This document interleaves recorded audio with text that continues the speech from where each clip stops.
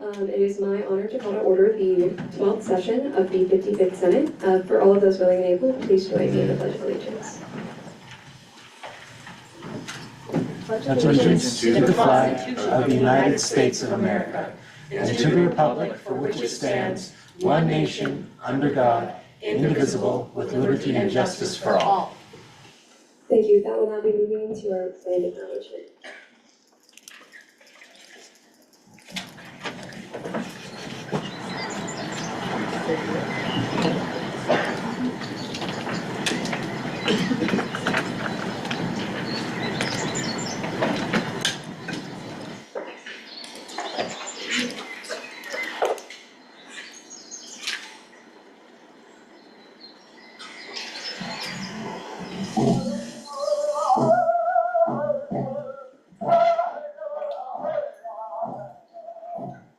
Colorado State University acknowledges with respect that the land we are on today is the traditional and ancestral homelands of the Arapaho, Cheyenne, and Ute nations and peoples. This was also a site of trade, gathering, and healing for numerous other Native nations. We recognize the indigenous peoples as original stewards of this land and all the relatives within it. As these words of acknowledgement are spoken and heard, the ties nations have to their traditional homelands are renewed and reaffirmed. CSU is a land-grant institution, and we accept that our mission must encompass access to education and inclusion. And significantly, that our founding came at a dire cost to Native nations and peoples whose land this university was built upon. This acknowledgement is the education and inclusion we must practice in recognizing our institutional history, responsibility, and commitment.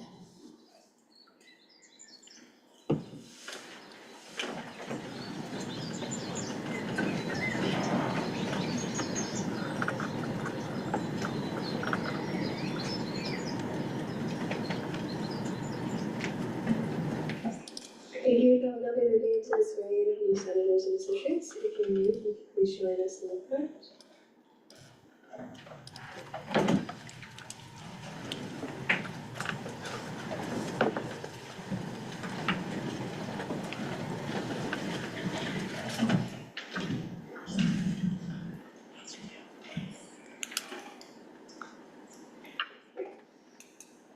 I state your name. I, Jack Markell, Do solemnly swear do solemnly swear to defend and uphold to defend and uphold the rules and regulations the rules and regulations set forth by the Constitution set forth by the Constitution of the Associated Students of Colorado State University of the Associated Students of Colorado State University and will rightfully perform and will rightfully perform the duties of my office the duties of my office to the best of my ability. to the best of my ability. Congrats.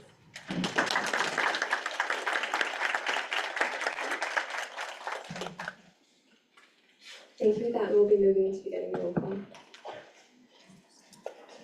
which we will be passing around a sheet. If you're new, make sure to fill out all that fun stuff. And if you could put like a star or something, that'd be cool. Yeah, we'll get for that piece of paper.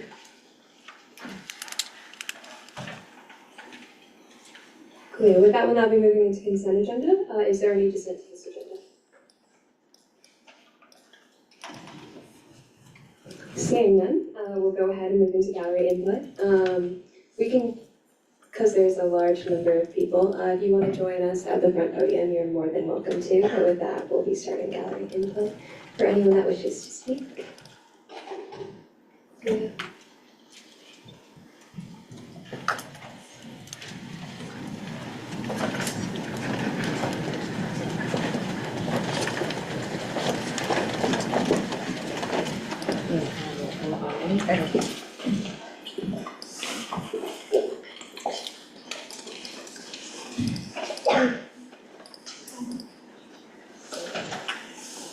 Oh my goodness.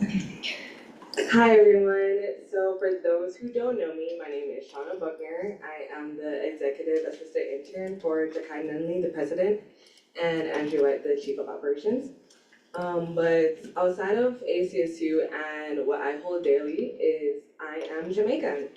And with that being said, there was a hurricane that hit my island not too long ago, probably last week, and it caused lots of devastation to the island. For those who don't know, Jamaica very much relies on a lot of tourism, and that's something that we currently do right now. So in regards to the devastation, I can't really show you the pictures that I have today. No? No? For the QR, we can, If you send it to me now, I can with the QR, we can also share it on the team so that you all have it, that Sean is providing.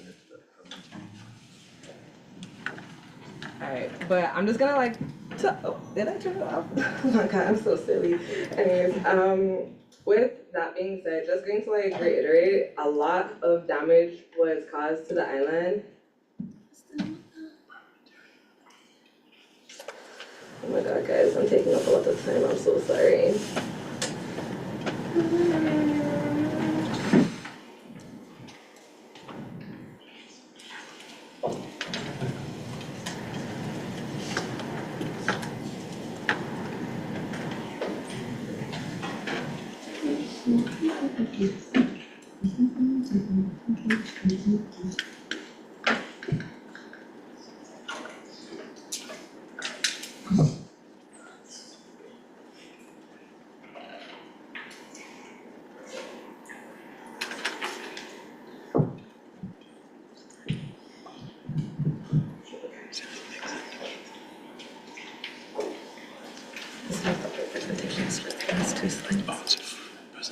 It's just the last two slides.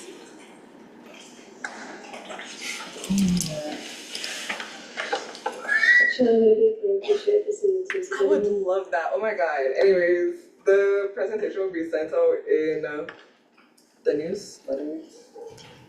See it in Teams. There will be a Teams announcement with where it'll be located after Senate. It'll be great. Okay, but it's just a QR code for where you guys can just share supports. You don't need to donate your money. I understand that we're all struggling in our own personal ways. I mean, all have our own situation going on right now, but even if you could just share it to your family and friends, because a lot of people in my home are suffering. A lot of people do not have homes. They don't even have roofs over their heads right now. Me personally, my family is fine, but my friend's grandparents, she doesn't even have a roof over her head right now. And she is a little old lady that lives by herself. So not to worry and or stress, but it is a very stressful situation that me and my people are going through, and I'm just asking you guys for support. Thank you.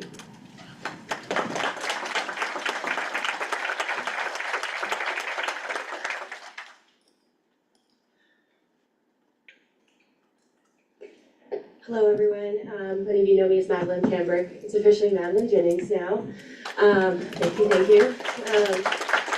Every time I write something, it just comes out like garbage. So we're just gonna spitball here. I really want to express my gratitude to this body. We've had a lot of conversations about free speech for a long time. This is not new. It's not a partisan issue. I've said that before. And when I prepared the last time I got up here and spoke, I had to be really, really careful of what I had to say. And I will tread still lightly now. I want to be really clear that I'm speaking as my capacity as a private citizen this evening. And I just want to say thank you, because the actions taken to pass a resolution in regard to free speech and holding our administration accountable affect people like me. I'm not a student anymore, but I do hold identities that were impacted by that free speech policy. And I'm really grateful that somehow in all of that, I was not forgotten, and people who operate and work within this university were not forgotten as well. And I just really want to say that I'm really proud of all of you and where this language has wound up. I think there's really, really important things on this piece of legislation, calling for some documentation, for accountability, being very, very direct about the impact. And want to let you all know that it's moments like these when we have this great turnout, when we have this hard collaborative work put together, that I am really, really proud to be a Ram. So thank you all.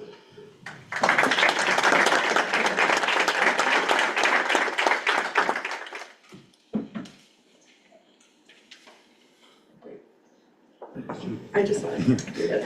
Hi everyone. Y'all might know me as an associate senator or a chair, but what you might not know about me is that from 7 to 8 p.m. on Tuesdays, I am DJ Miss Miriam, host of Miss Educated on our student radio, 90.5 KCSU FM. At a time where student media is under threat every day, I thought I would let everyone know about our biannual fundraiser, DJ-a-thon. DJ-a-thon features an entire week of nonstop live programming from 7 a.m. to 9 p.m. In this semester, it's actually next week. We need to raise around $6,000 to keep our studio in working shape and for general upkeep around the station. Just wanted to remind everyone that KCSU is run by students for students. There's no AI-generated playlists, no commercials, and no bad vibes. I completely understand not wanting to donate, but if you've never tuned in before, maybe consider giving us a try. You might just find your new favorite song or DJ. You can listen at 90.5 FM, wherever you get your radio, or at kcsufm.com. Thank you.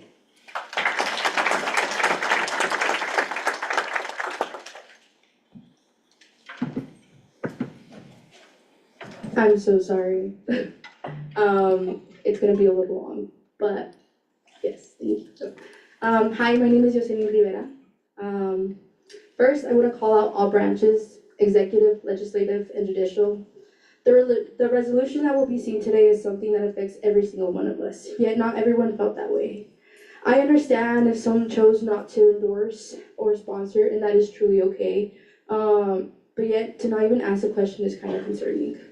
I hope that tonight everyone takes the opportunity to ask questions and engage in discussion, because by the end of this evening, this policy should be something that every student and every senator in this room votes yes on unanimously. The resolution seeks to refine the need for accountability, not just from administration, but from ourselves. I also want to state that this policy never protected anyone. This impacts everyone, every student, and every constituency represented in this room. Not one race, gender, or position was excluded. When we move into committee of the whole, I hope everyone takes the time to ask questions. If there is something you don't like, state it. We can always make edits to ensure that we are truly serving all students. This resolution will impact all students, and CSU will continue to make decisions like this. They expedited their policy the same way we are now trying to address. The issue was never just about the policy, but also how it was done. The process itself lacks shared governance, the foundation of how universities should operate. Shared governance means that students, faculty, and staff each have a voice in the decision, and it directly affects.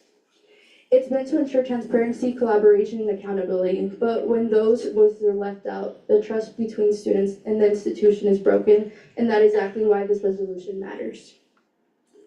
A student in this very room reminded me that change must also start within our body, and not only in the system we criticize, and I deeply thank you and appreciate you for that. To that point, it has allowed me to challenge myself. I hope tonight I can also challenge you.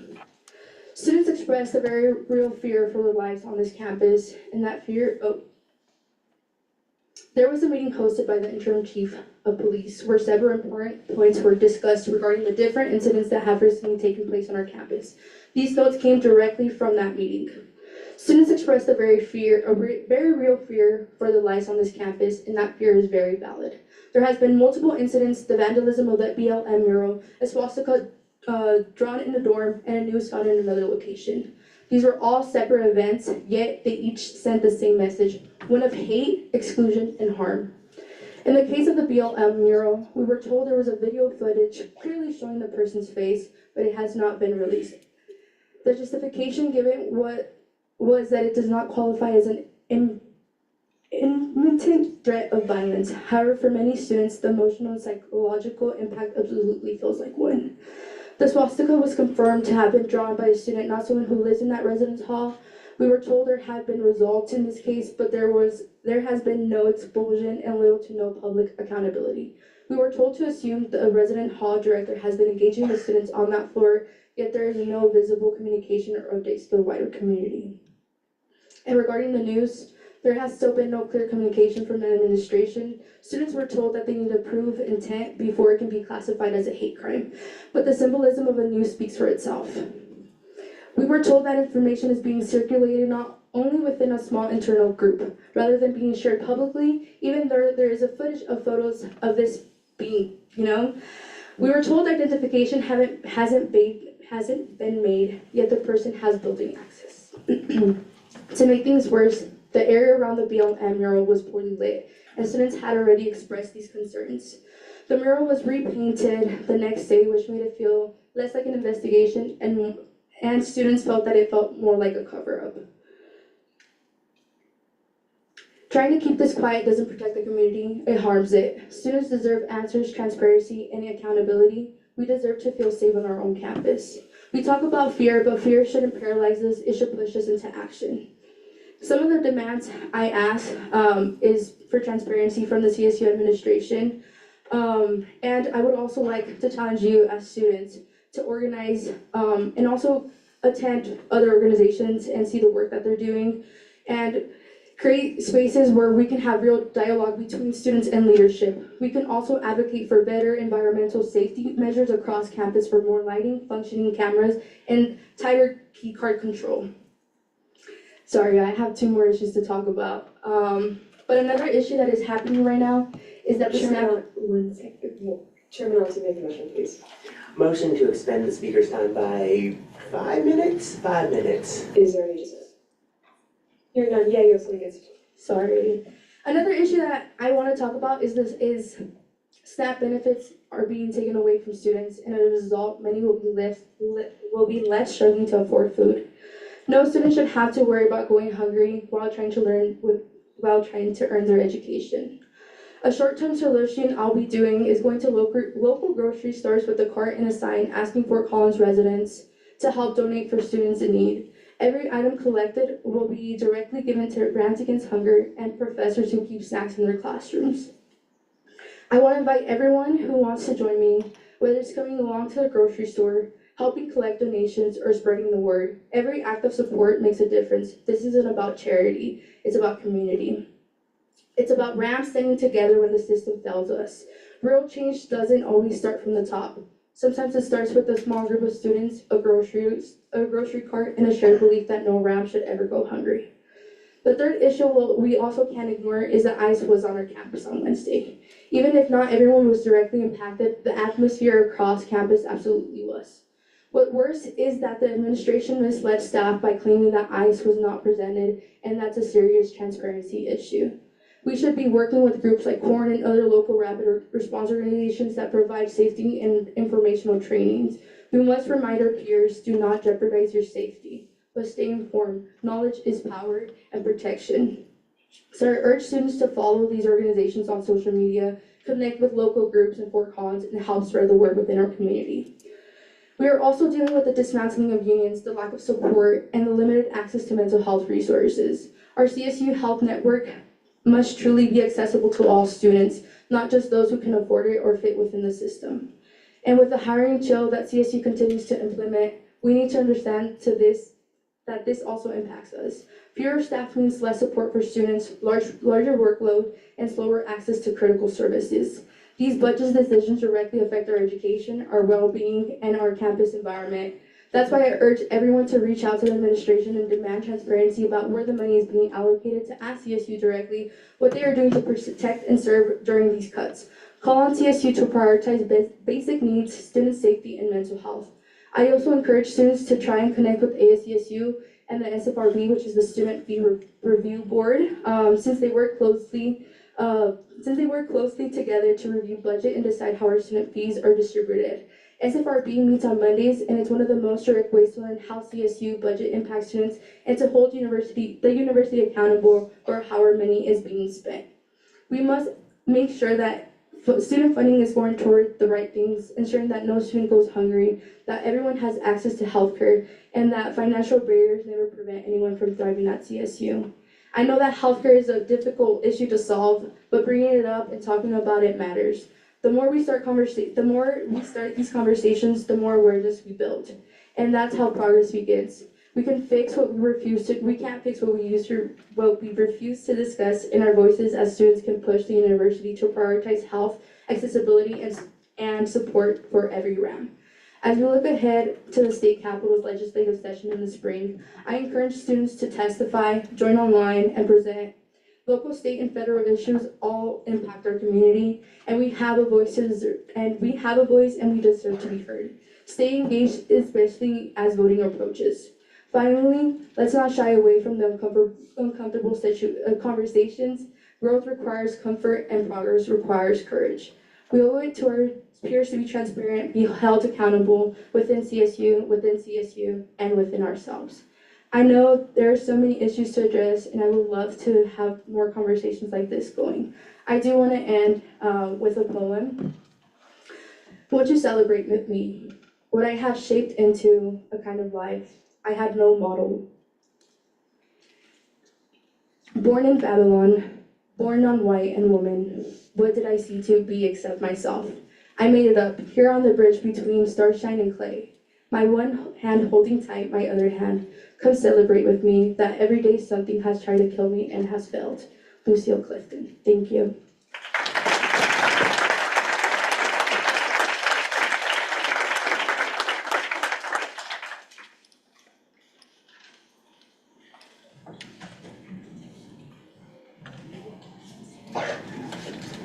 So hi, my name's Isaac. I'm a history major here at CSU, and I just wanted to talk to you guys. The person ahead of me had a lot of my points, and they said them better than I can. So I want to talk about two things really important I think that we should all be thinking about.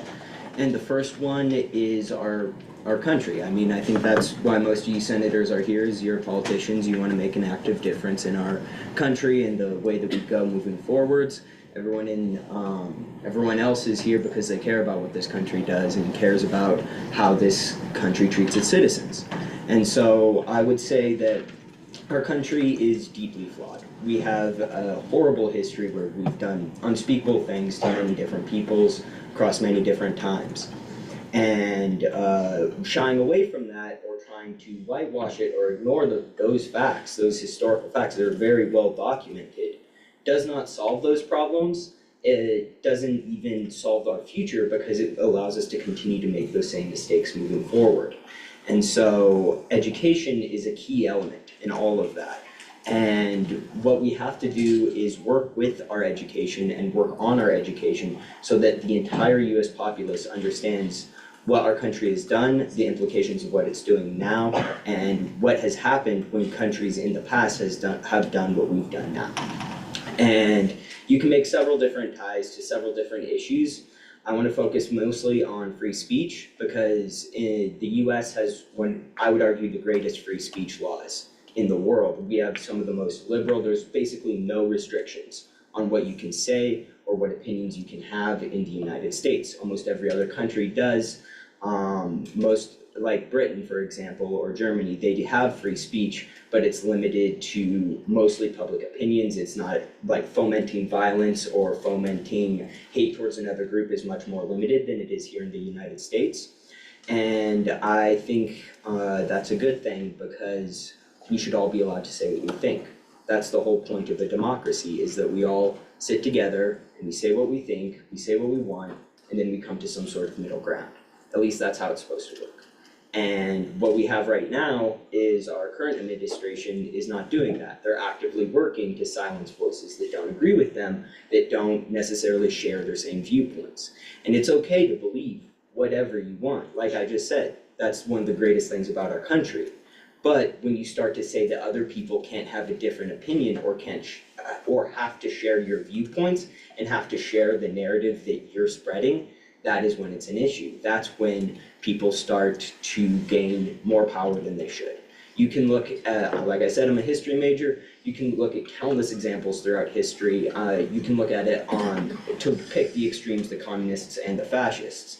The first thing that Lenin did, that Mussolini did, that Hitler did, they all did the same thing, and that is limit free speech. That is control the press, control the narrative, control the information that the public has access to, and the viewpoints that they're allowed to expose themselves to. And that's a huge problem, because we all know what all of those people did next. Like, those are some of the worst atrocities in human history. The United States has done our fair share. I'm not trying to, put us above anyone else. But they did that by neglecting to inform the public, by lying to the public, by preventing people to have honest and open conversations and try to find a middle ground, or to at least explain their own reasoning behind it. And so that's why this free speech is so important, because free speech is foundational to democracy. You can't have democracy if people aren't allowed to say whatever they want. And guess what? People are gonna say shit that you don't agree with, okay? That's how it works. But opinions are like, I'm gonna cuss again. Opinions are like assholes. Everyone has them, and they all fucking stink, okay? Like, I don't care who you are wrong, and you are right. And it's okay to be both, and we have to acknowledge that we are all both, okay? And if you don't allow people to be wrong, if you don't allow people to be right, or if you don't allow people to have a different viewpoint than you, then you're no better than Lenin or Mussolini or Hitler, because you're limiting and silencing the people who are supposed to be working together to build this country into something better and more beautiful. And now going back to education for a bit, education is a key element in that. You can't make an informed decision if you don't have correct information, or if you don't have valid information. And you can see that a lot happening right now. A main reason behind the radicalization of our politics is the spreading of either partially or completely false narratives that do not account or do not share what actually happened, or what's actually relevant, or the full picture of what goes into each of these issues. And issues are extremely complex, and there's no easy solution for them. We have to. Motion to extend the speaker's time by 5 minutes. We're just gonna go with 5 again. Is there any reason? Hearing none, continue. So I lost my train of thought. But yeah, so education is key, okay? To be informed about an issue is the first step to making a good decision or a logical decision. And that's what we should have running our government above anything else, is logic and reason. That's the whole point. You don't want a bunch of fanatics running the government, because they're gonna start messing with your life. And they're gonna mess with it in a bad way if you don't fit into a very clear box of what they've prescribed as good. And if you can't inform yourself, if you can't educate yourself, then there's no way to make a logical decision. And we have to do something about free speech. Going back, free speech is key to all of this. Sorry. It's my mom calling me. Free speech is key in all of this, and if this campus's administration isn't willing to stand up for students' free speech and allow kids to say whatever they want to say and believe whatever they want to believe, then that's the first step to the crumbling of our democracy. And it's not just on this campus, this is a national issue. No one expects people in this room to change what's happening on a national scale. But what you can do is you can be a drop in the bucket, a piece of resistance, a bolt in the shield. You've got to be something to stand up for everyone's right to believe whatever they want to believe. And if you don't, then you're no better than the people who voted Hitler into power, or voted Lenin into power, or Mussolini into power, because you're allowing that same evil and that same corruption to take root in our country, which, look at the Declaration of Independence. I would argue that is one of the greatest documents throughout history. Self-determination, all men are created equal. If that is not upheld in the country it was written in, what moral or ethical ground do we have to tell anyone what is right if we can't even keep to our own values that were written in to the reason this country was founded? Yeah.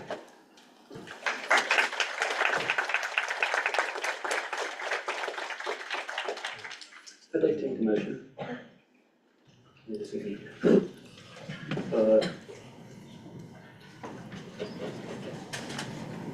I'd like to motion to suspend the part of the bylaws that has gallery input time limits section, or Article 4, Section 7, subsection C. Are you motioning for both the time limits for gallery input, the 30 minutes to be suspended, and the 5-minute increment? I believe so, yes. Okay. Is there any dissent to this motion? Seeing dissent, we'll go ahead and do a voice vote. All those in favor of this motion say aye. Aye. All those opposed say nay. With that, that's suspended. Good evening, Senate and all gallery members. My name is Medha Lakshman, and I am a third-year English Creative Writing student and history minor at CSU. I'm here today to support resolution number 5519 regarding free speech and peaceful assembly at CSU. Historically, universities have been hotbeds for student activism. I believe it is because our passion for learning, as well as our place in life in which we are navigating our ways through life, as well as deciding how we want to uphold ourselves within this world, naturally fosters a drive to make this world a better place, not just for us, but for all those who reside within it. However, from the moment these silent revisions were implemented, It's a light switch. Okay, from the moment these silent revisions were implemented, activist voices on campus have been disproportionately targeted and suppressed. This includes the removal of chalk messages protesting the active genocide of Palestinians in Gaza, as well as threats made to the livelihoods of employees should they not censor themselves, even if their advocacy occurs when they're off the clock. As I recall these violations of free speech, I also remember the 2025 fall address, in which President Parsons referred to CSU as democracy's university. I don't know about you all, but when you silence the voices that make up your institution, especially as they're using those voices to advocate for others, that marks this place not as democracy's university, but its deathbed. So I ask you, Senate, as advocates for students all over CSU, so in a sense, activists, to vote yes on passing Resolution 5519. For if we truly want CSU to be democracy's university, then we should start by protecting activist voices at all levels. Thank you.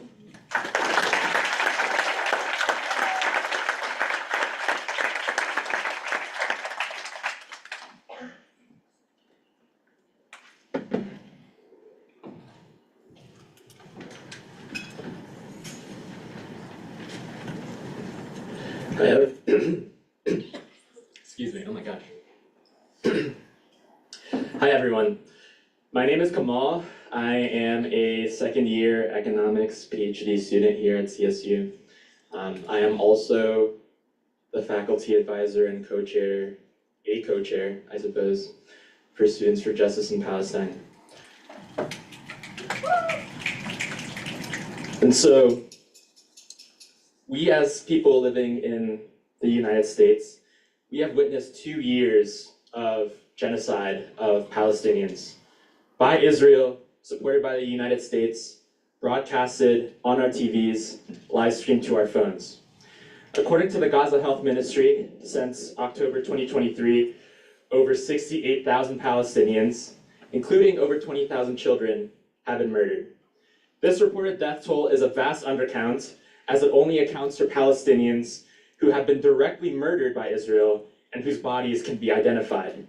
It does not account for Palestinians who are trapped under rubble, Palestinians who are missing, and Palestinians who died from starvation, lack of medical care, or other forms of deprivation. In the article titled "The Odious Politics of Counting Gaza's Dead," Dr. Richard Hill and Dr. Gideon Polya estimated that the death toll from Israel's ongoing genocide may be up to 680,000 dead Palestinians. This scale of the mass destruction of human life and level of oppression is just unfathomable. I am in contact with families whose homes have been bombed, who have been displaced countless times, whose friends and family have been shot, who still struggle to find clean water and shelter to this day as a result of 2 years of forced displacement and unrelenting bombing. And I cannot bear to stay silent. And many CSU students feel the exact same way. So on October 7th, 2025, 2 years after the start of the genocide, Students for Justice in Palestine tabled at the LSE Plaza. We were there to let folks know about our vigil happening the day after to honor and remember all the victims of the genocide.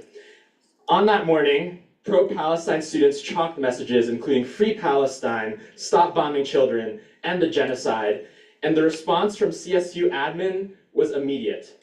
CSU staff power-washed chalk that simply called attention to the experiences of Palestinians living under genocide and occupation.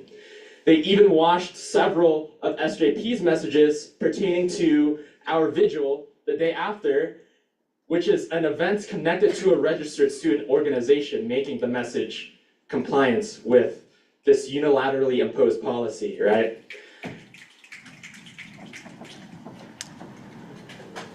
And Mark Barker, the Vice President of Safety and Risk Services, even threatened SJP and the president. I didn't tell him that like I was a president or a co-chair, but he threatened the president with sanctions, right? And so this was the first time that the chalking component of this unilaterally imposed free speech policy, so-called free speech, was imposed to such extent, to such immediate response, right? So ultimately, I'm here to ask the ASCSU Senate to ensure that similar suppression of free speech will never, ever happen again. As people, we have the right to speak out and challenge injustice, all right? We have the right to speak up about genocide, a genocide that is armed and fueled, and a genocide that is paid for by our tax dollars, a genocide that is made possible by our elected representatives, a genocide armed and fueled by companies like Lockheed Martin, Northrop Grumman, and Woodward, these companies whose bomb components have been found in Gaza, these companies who have industry ties to Colorado State University, all right? We have the right to speak up against genocide. We have the right to speak up about colonialism and imperialism. We have the right to speak up about our neighbors being forcibly detained by ICE. We have the right to speak up about the attacks on trans rights. We have the right to resist and to take action against oppression and to stand in solidarity with those in our community who are oppressed by white supremacy, colonialism, and patriarchy. CSU's unilaterally imposed restrictions on free speech, removal of pronouns and gender markers on RamWeb, allowing ICE on campus, all these capitulations to the Trump administration show that CSU is willing to be on the wrong side of history. And I ask the ASCSU Senate and everyone here, all right, to hold CSU accountable, to protect our rights to free speech, to protect our right to be politically engaged, to protect our right to work to better our lives, to protect our right to be on the right side of history, the side of anti-racism, anti-colonialism, anti-fascism, liberation, and democracy. I'm also here to plead the audience, join our community organizations and student organizations fighting for a better world, for workers, for students, for immigrants, for people of color, for indigenous people, for queer people, for all of us, all right? Join Students for Justice in Palestine, Young Democratic Socialists of America, the People United, United Campus Workers, the American Association of University Professors, and other organizations who are working towards collective liberation. We have a lot of work to do, but we are not free until we are all free. And that's all I have to say through Palestine.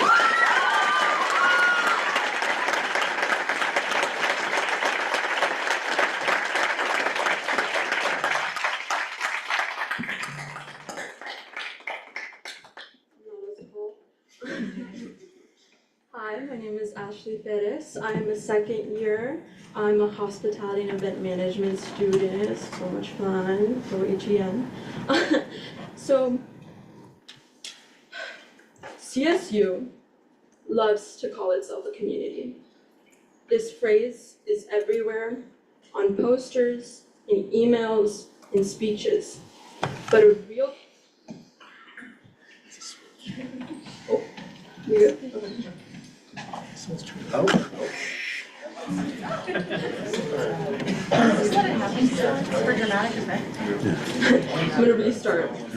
CSU loves to call itself a community. CSU loves to call itself a community. The phrase is everywhere, on posters, in emails, in speeches. But a real community is not built on slogans. It's built on trust. Trust between students, faculty, and the administration. That trust that our voices matter. Trust that decisions about our rights aren't made for us, but with us. When that trust is broken, when policies are made behind closed doors, in silence, without our voices, the university stops being a community. It becomes a place where these voices are stifled instead of heard. And for students like me, that trust was never guaranteed. I have learned that being heard is something I have to fight for.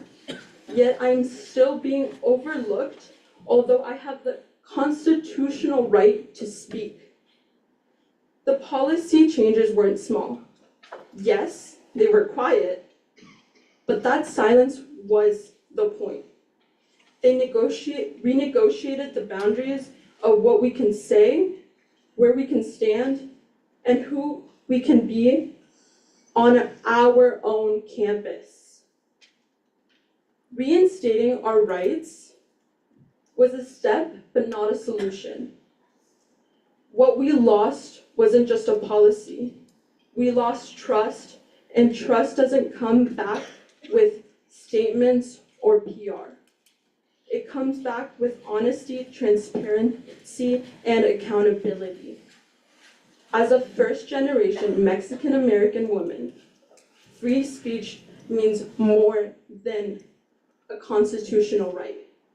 It means standing in spaces where my family's voices were never invited, and speaking truths that make people uncomfortable because silence has never protected us.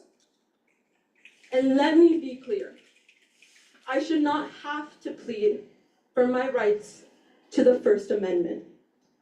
Free speech isn't a privilege CSU can hand out when it's convenient.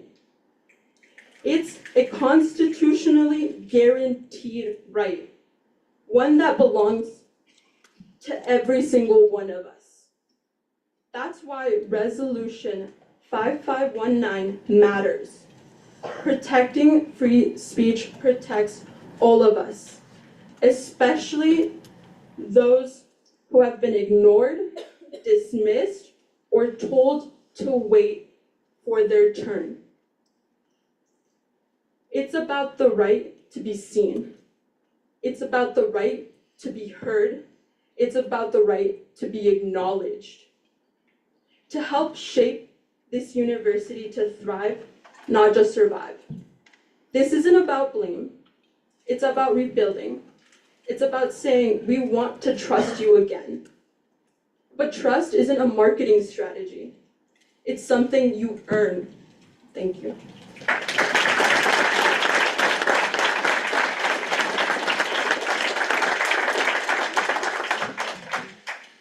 Hello everyone. I'm a very nervous speaker, so I might stutter a little bit.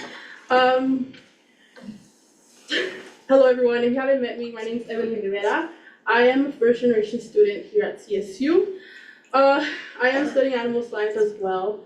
If you have asked me about when I was 15 years old, what I would be studying, it probably wouldn't have been animal science just because I didn't have any background in that. But here I am, my 4th year at Colorado State University, studying specifically in the field of agriculture. And I probably wouldn't have been here if it wasn't for the support of other students, professors, and my family. But before I get into details, I'm going to share a little bit about my journey. During my first semester here at CSU, I have always felt that I never belonged, from receiving discouraging looks to at times having handouts thrown at me during classrooms. At the moment, I took no action. I felt powerless. However, at this moment, I will stand up for myself. I have been able to get involved with many student organizations and expand our network of like-minded peers. Peers who have encouraged me to always stand up for what's right and stand up for my community, voicing my concerns. Students need to have the freedom to express themselves on campus. That's why I feel like this resolution is super important for students because, as many of our peers stated, that is your right, and CSU shouldn't just pick and choose whenever they feel like they can be like, you know what, you don't get the chance to freedom of speech. So on top of that, CSU has to be more transparent with every subject matter. Like ICE was on campus and they just want to hide that under the carpet, making students think that nothing is happening on campus when a lot of students do feel this fear on campus. And sometimes they're just concerned and they don't even want to come to school. That's insane to me because they pay lots of money to be here, and every student should have the right to be treated the same and feel safe on campus. So we need to do better, and we should be doing that. So yeah, sorry, I went off my spiel, but thank you for your time.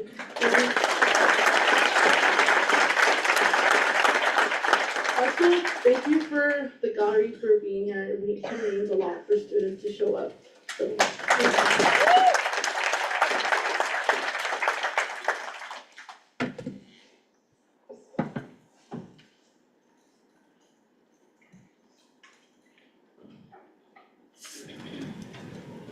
Good evening, everyone. My name is Ben. I use the he, him series of pronouns, and I'm one of the 4 authors of Resolution 5519. Last week, Amber, who sits right to my left here, spoke about the idea of sacrifice. The notion that when times feel hopeless, when people are relentlessly pushed down, when identities that many of us share in this room are at risk, you need to ask yourself, what are you willing to give up? What are you willing to put on the line to ensure that you are doing a part in supporting our community that we all share? When students on our campus are at risk, what do you sacrifice? I want to tell you about an experience of mine, a story that many of you may have likely heard or heard about, but one that I believe is still deeply important to tell. I served as a presidential ambassador of this university for about 1.5 years, and in a leadership position within that program since the beginning of last summer. From the moment I applied as a freshman, I was grateful to serve as a student representative within spaces where students are not typically able to go. I was able to speak with alumni, donors, local officials about issues that impact students far too often on our campus. I was able to serve as an advocate for the student body, and I was very grateful for that fact. When our university unilaterally changed its free speech and expression policy on August 14th, silently, without student consultation, without faculty input, without any transparency, many people in our community decided to speak out. Members of ASCSU, many passionate students, many of you are here tonight, and I'm so grateful for you in that fact. Staff, faculty, other various campus stakeholders all decided that what had happened was not justified, it was not fair, it was not respectful towards the constituents of this university. I too was one of those people. When the Board of Governors met on October 9th, just above us, I, along with some others here, decided to participate in the public comment period to voice our concerns about the revised free speech policy and the background process that allowed for such a poor occurrence to happen. When I went up to the podium, just like I am in front of you tonight, I addressed the Board of Governors as well as President Parsons. I stated that I was a director for ASCSU, that I was a committee lead in the presidential ambassadors, but that I only came to them that morning speaking on my own behalf as an independent student.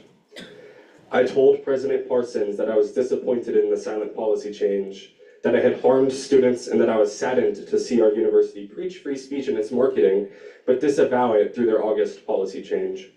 I left the Board of Governors after the comments period, and I went about my day.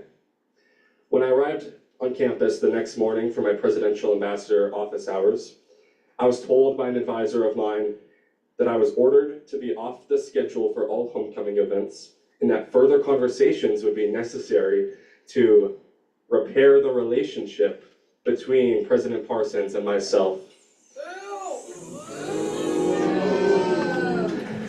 When I was a presidential ambassador, I always held my head high knowing that I could advocate for students, that I could make connections with campus change makers, and that I could do my small part in ensuring that our campus was a good place for all students.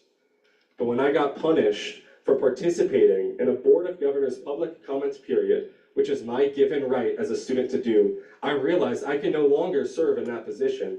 I realized that I can no longer find a home in a space where people at the top feel more threat than pride when a student uses their right to free speech. So to that end, that afternoon, I resigned as a presidential ambassador, and I realized that I too had to sacrifice something in order to stand up for what I entirely believed. This is not a story of me relishing in some sacrifice I made. This is not a story I have to revere myself as some sort of martyr for free speech, but rather, this is a story I have to tell because there's a dark cloud above our campus today.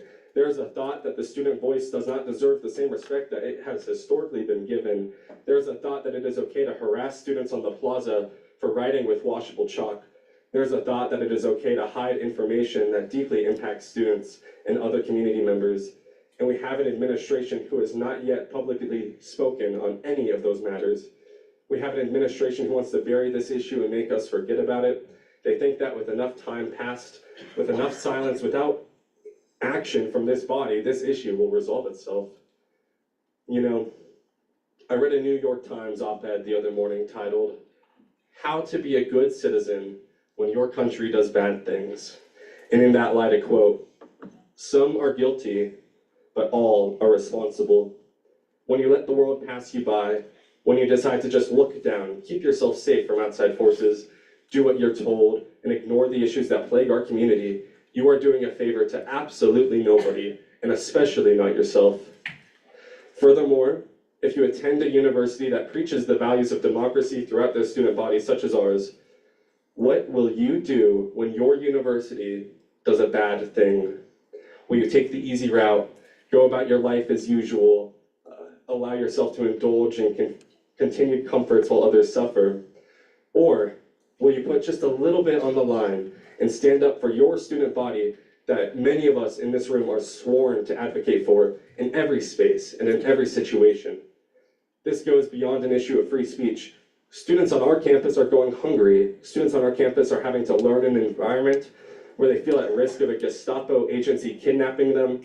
There's a fear within far too many students at our university, and it is our job to address those fears with haste and with true intention.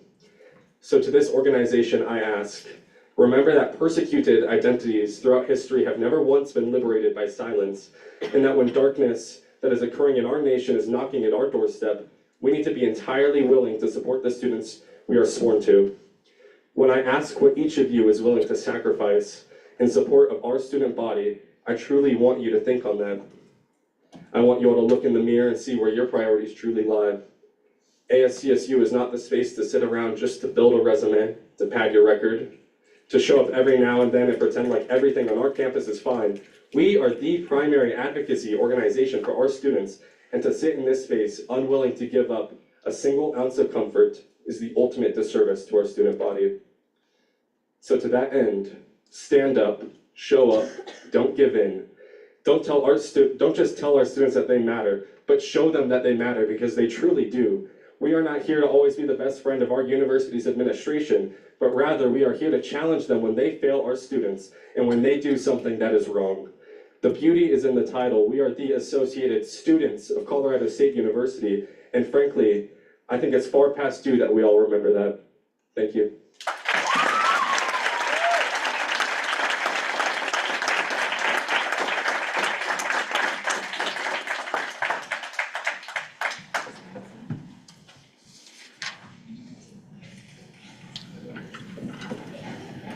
Hello, everyone. How are we doing? Is it on? Okay, the mics always scare me. I don't actually know how to work them. Okay, well, thank you all for being here. So my name is Amber. I'm a fourth-year student studying political science and minoring in legal studies here at CSU. And so today I want to go through all things free speech on campus. So I want to first start off by saying that since this policy was instated unilaterally and without the typical input from students and faculty, this policy has then been removed with the same degree of transparency that it went in the first place.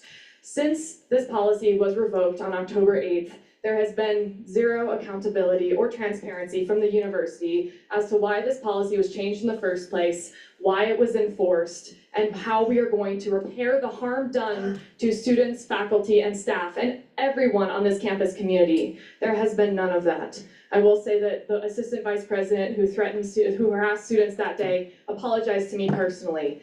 And since then, nothing. Silence from the administration. They have not reached out to any students who were impacted that day on the plaza whatsoever. And so apparently this issue has been resolved, with some people in administration view it as resolved.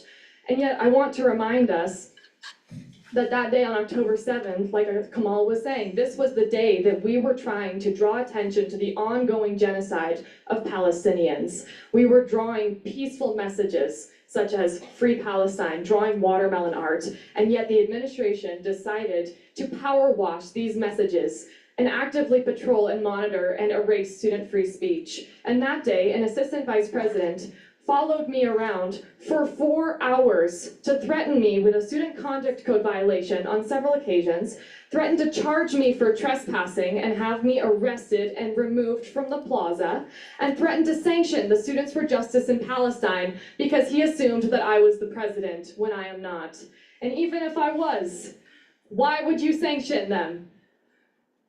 And all of that to say is, I am not harmed more than anyone else was by this policy, okay? I was a little bit more visible than the average person as far as how this policy rolled out. But it's important to note that this policy did not protect a single person. This policy made it possible for the administration or whoever to just follow orders and enforce this as they see fit. Monitor the speech that they decide to monitor. Erase the speech that they decide to erase. It is up to anyone to enforce a policy like this, however they see fit. And that endangers every single person on campus.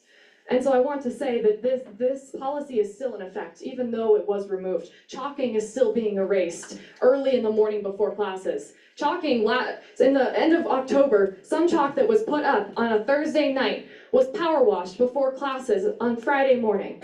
And then we were told that was part of the regular campus cleaning schedule. Really.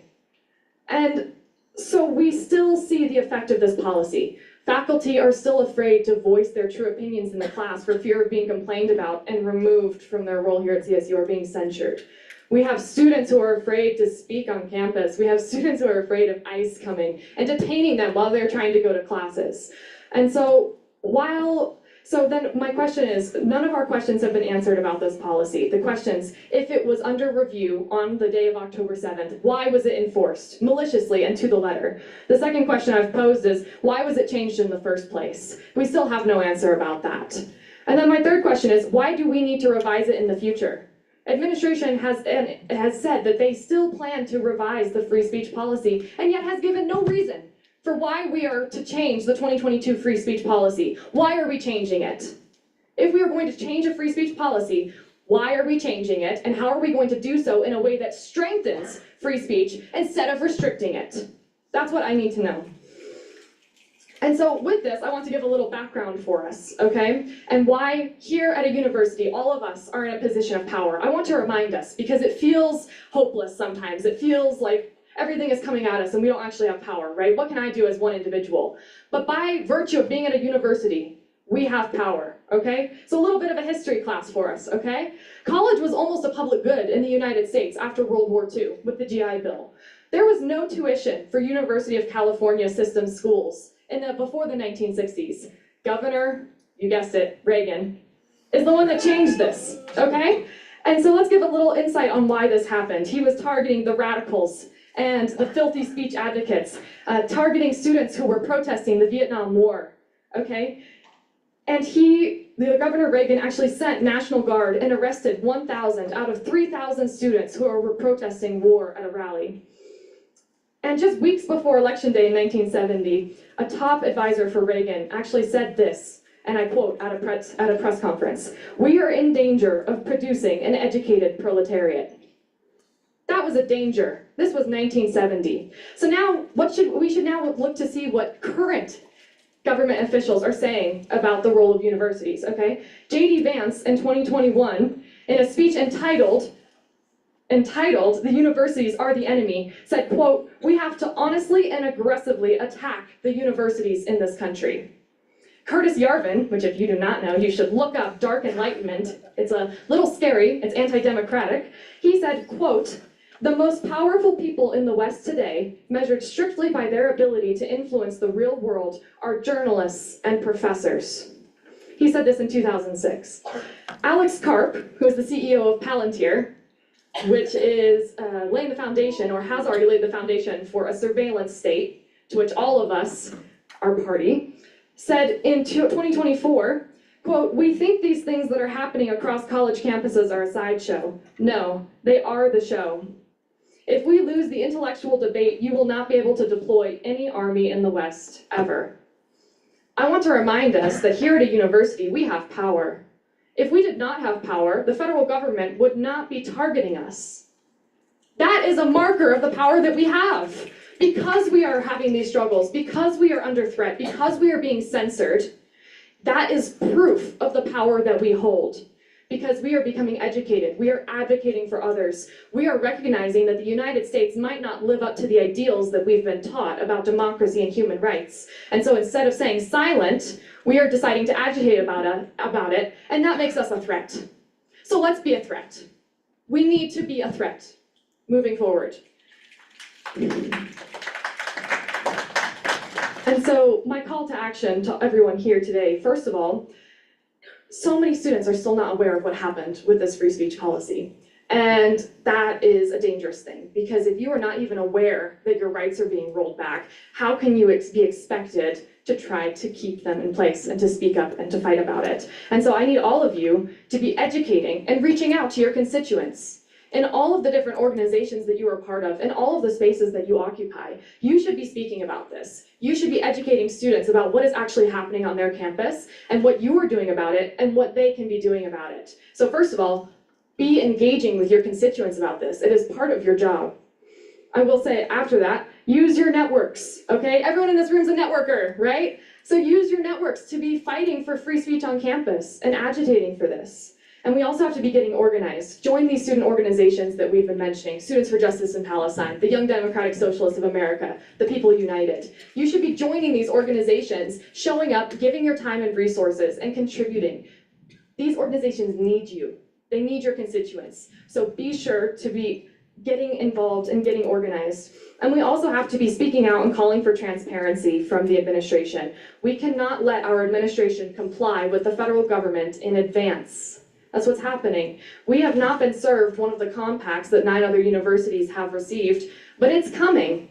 It will come sometime. And so as it stands now, can we expect our administration to not comply? And if our answer is no, they might comply, then what are we going to do about it? And how are we going to make sure that the administration is committed to the people that they are here to serve, which is the students, and protect the people who are here to help the students, which is our faculty and staff? And if they were willing to comply with the compact, would they not also be willing to comply if ICE comes on campus? So what will we do when ICE comes to campus? What will we do when CSU continues to partner with companies that are contributing to the ongoing genocide in Palestine or the military-industrial complex? What will we do? What will we do? And I want to say that it is not just our right to speak out. Several of the speakers before me have said it is not just our right to speak out. It is our responsibility to speak out. It is our obligation to speak out. It is not just a right, it is a responsibility, and I expect all of us to be using it, especially our privileged students. The students who look like me. We are not in danger yet, right now, okay? I am not in danger of being arrested by ICE yet.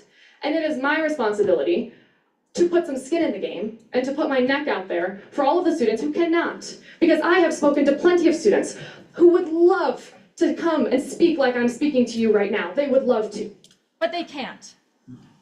Did I turn it off? It's on, thank you. But they can't because they're an immigrant or because their housing is insecure.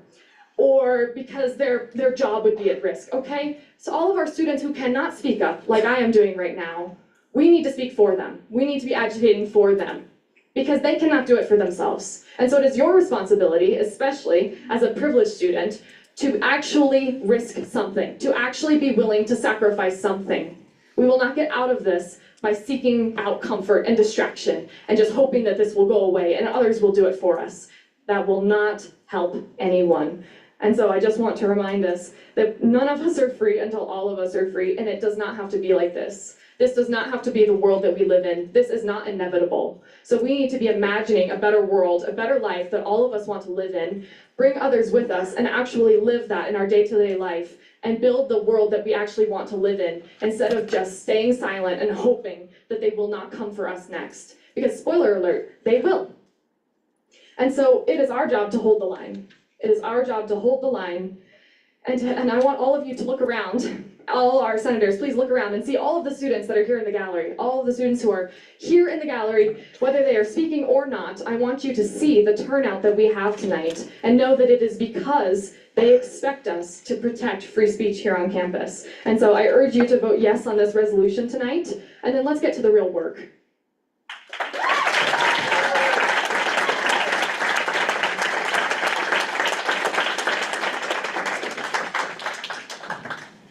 Hello everyone, my name is Cass. I'm a second year student and a proud member of CSU's chapter of YDSA, Young Democrats Socialist America. I stood up here a month ago, sorry, sounds weird. I stood up here a month ago and I stand before you again to urge you to pass resolution 5519. The university's decision to covertly change its free speech policy, albeit briefly, is a decision which endangered the rights of all students, faculty, and state classified employees. Some of you may remember my brief speech last month, but I once again urge you all to consider how this policy affected all those employed by the university. As a student employee myself, the policy's vague wording allowed for the possibility of an extremely broad application, potentially even prohibiting all speech acts by employees. We cannot continue to allow the university to be able to act in this way. I ask you, not only as a fellow student, but as a fellow American, as a fellow human, please vote with your conscience. Thank you.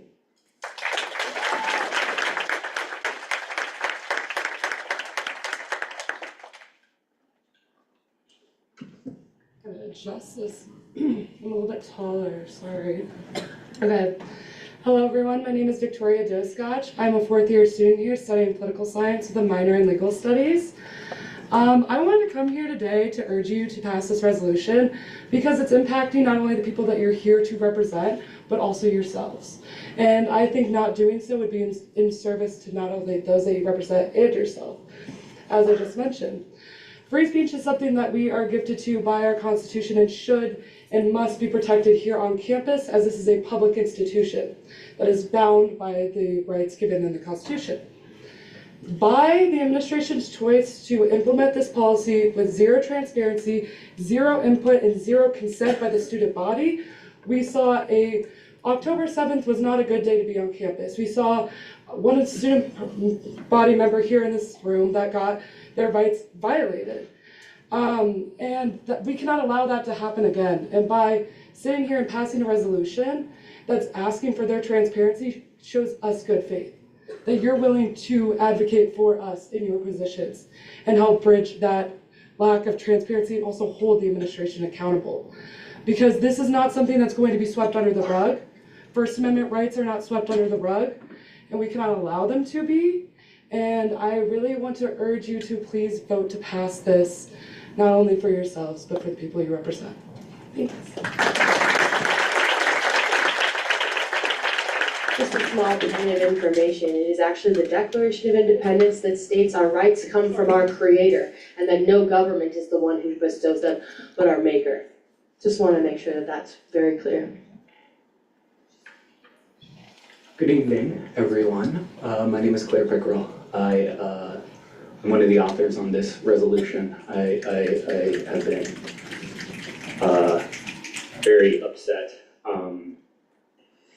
about this. As many in the Senate know, and many in the gallery as well, I want to start by saying thank you to our members of the gallery. I would like to encourage you to stay through voting.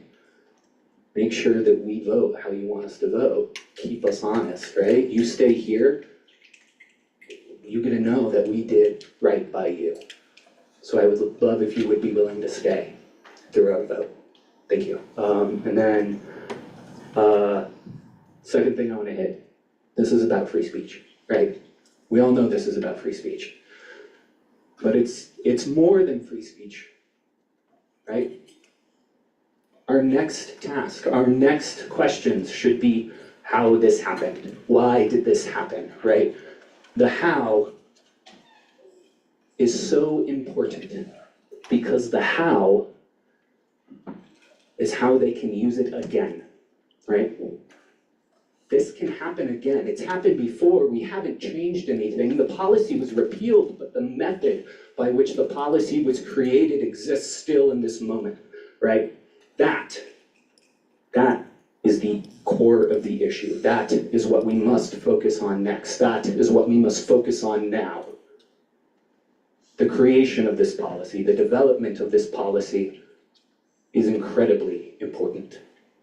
The implementation of this policy is incredibly important. And it is our job, not just as senators, not just as exec, not just as judicial, not just as gallery members, but as people, to ensure that this doesn't happen again.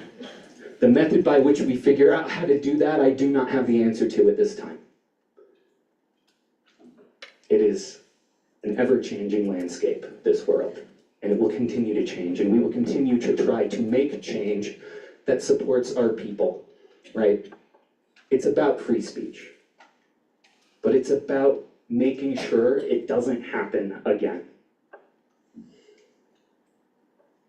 These silent measures have occurred multiple times in the past. As some of you may know, RAMWeb, the ability for pronouns to be put in, was removed. It was also removed in Aries, so your teachers also had that removed. If you would ever put pronouns in there, at the beginning of the semester, I have a roster, a class list that has them. No longer are they there.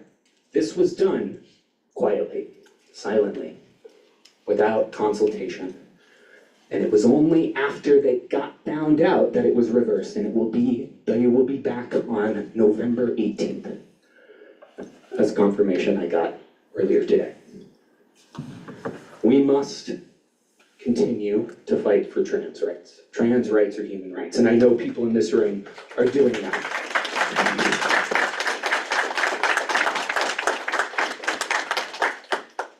Last week, on Wednesday, ICE was here on campus. That is confirmed. There was a confirmed sighting. The Colorado Rapid Response Network confirmed that. There was ICE on campus. We must ask of our administrators and work with our administrators because we cannot do it without them. They may be doing things we dislike, but we must work with our administrators because we can't do it without them. CSU needs to be a team. We can't be a fractured dynamic. We have to be a team. We are not going to get through this storm when it's admin versus us. We have to move together. But we have to meet halfway. All of us, admin and us. These silent measures continue to be taken. It's unlikely we know what they all are. But when we find them, we must ask, how do we fix this? We must ask the questions. We must reach out to the people. An email goes a long way. We need to find ways to notify students that ICE is on campus, and we're working on that in this room. But we need to be working on it outside of this room too. I ask of all of our representatives, not legislative, not exec, everyone, to represent your constituents, to represent your fellow RAM, and to represent this world, to represent everyone. This is important. This is important. Please keep asking questions. Please keep trying to get to the bottom of things. Please try to make a difference where you can. You can't fix everything. God, I wish I could fix everything. You can't fix everything. But you can pick one thing, and you can try and solve that thing. I appreciate you all. I love you all. You are the most important people because you are people. Everyone is important, and I love you all. And trans rights are human rights. Melt ice. Free Palestine.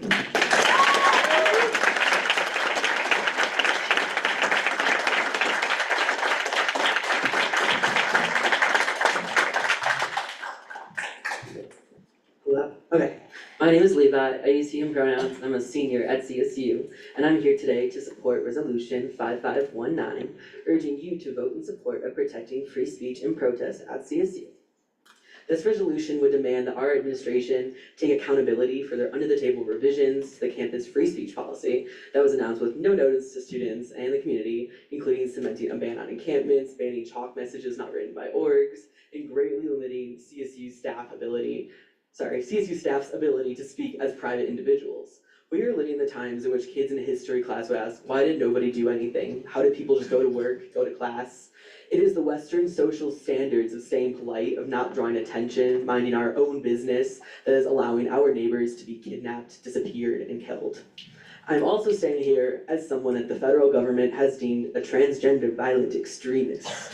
Because I didn't look like this when I was born. Actually, none of us did. Swag takes years to develop. But anyways, I now also hold other domestic terrorist labels because I'm proudly anti-fascist, anti-capitalist, and a holder of extreme views of migration, race, and gender. And I hope a lot of y'all are too. Each of these values of mine come not only from the identities I hold now, but from my blood. My grandmother was a Japanese and indigenous Pacific Islander whose childhood drastically changed when America invaded her island, whereafter she grew up in essentially an internment camp in barracks where she learned to read and write in the sand. This is what I thought of when ICE announced in August that the first kidnapped detainees were being brought to Fort Bliss, a former Japanese internment camp in Texas that they reopened for this concentration camp. My grandma passed away 7 years ago, so I can't ask her these questions. But I read an interview of hers for the first time in August this year after hearing the news of this internment camp reopening, and I was curious how similar the conditions were to where she was. In the article, I read her words describing the sight of her infant sibling being killed by an American bomb, and my mind was, of course, flooded with the images of the babies I have seen out of Palestine. We should not know what it looks like to see a baby without their head. And this is what our country does to children. I found out just a few weeks ago that my grandma's sibling, my great-aunt or uncle, shared this exact fate from her description. Yet my grandmother became the first woman to leave her island for college, going to the University of Hawaii and moving to the United States to start her family in the future. She dedicated her life to fighting for housing, education, justice for all Chicagoans, for those in poverty, despite her own struggles and facing horrific Asian hate. I have no words for how she would feel if she saw the war Trump has waged on Chicago families like my own. It is this flame for justice that I keep in my heart when I go to the Capitol for bill hearings, when I respond to ICE raids as a rapid responder, when I help organize protests, when I speak for the rights of students to assemble, and it is intentional that I don't validate the term peaceful assembly today in my speech, because deeming some protests acceptable while painting others as destructive, dangerous, and threatening is nothing short of racialized, oppressive, and preventing real change from taking place. At Stonewall Inn in 1969, Black trans women led a revolution where they stood against the police marching to queer spaces to brutalize and punish queer and trans people at a time when the federal government was witch hunting thousands of queer people in federal jobs, and Eisenhower banned queer people from federal employment. This was only repealed fully in 2017 by Obama, and now is essentially reversed. Queer people, do you really believe your rights came peacefully? Martin Luther King's civil rights activism had been cited as the blueprint for peaceful assembly, but no matter how peaceful the marches, sit-ins, and speeches, the FBI began surveilling him in 1955 during his Montgomery bus boycott involvement, mailing him a blackmail VHS with a note encouraging his own suicide and being ultimately involved in his death. Those in power don't care how polite you are to them or how quiet your protest is. Trump's not the only one who threatens protests.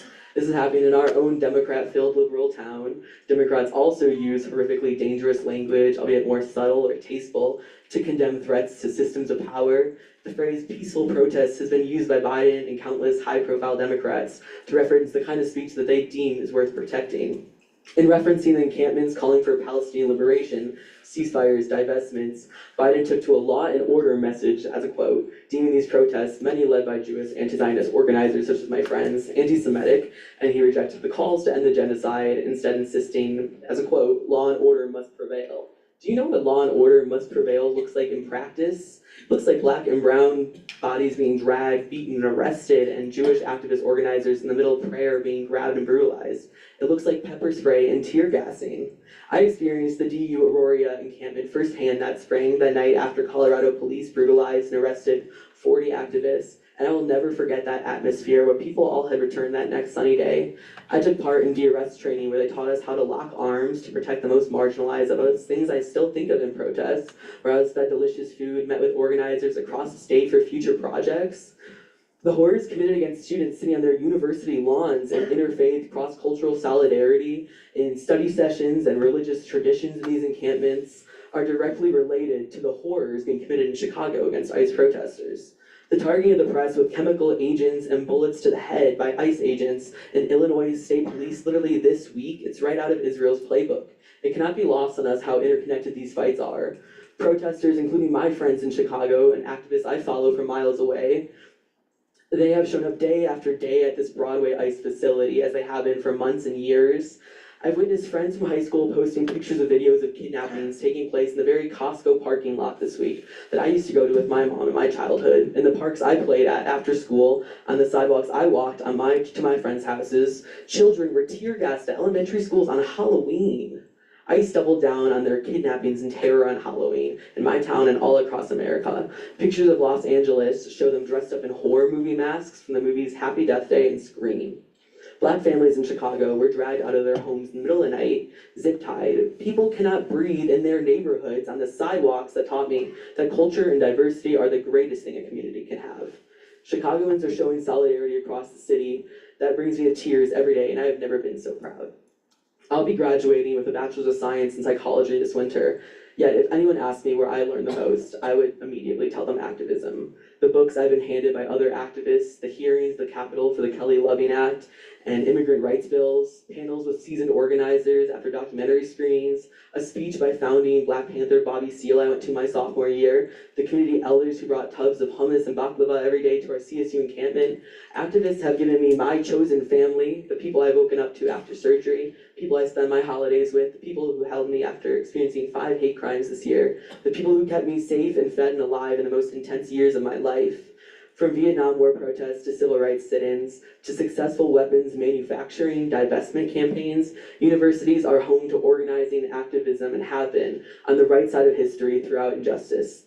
Insisting to remain bipartisan in the face of fascism and far-right extremism means allowing swastikas and Confederate flags to be drawn on campus, like other speakers brought up tonight. Christian preachers to hurl slurs at trans students walking to class, like I talked to a student that experience a few weeks ago.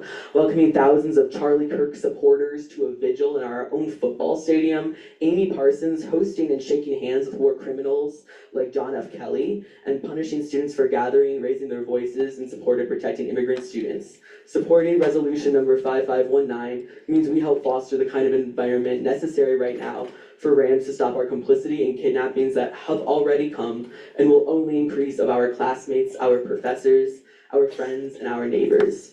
We are nothing without the people our government is targeting most right now. Thank you.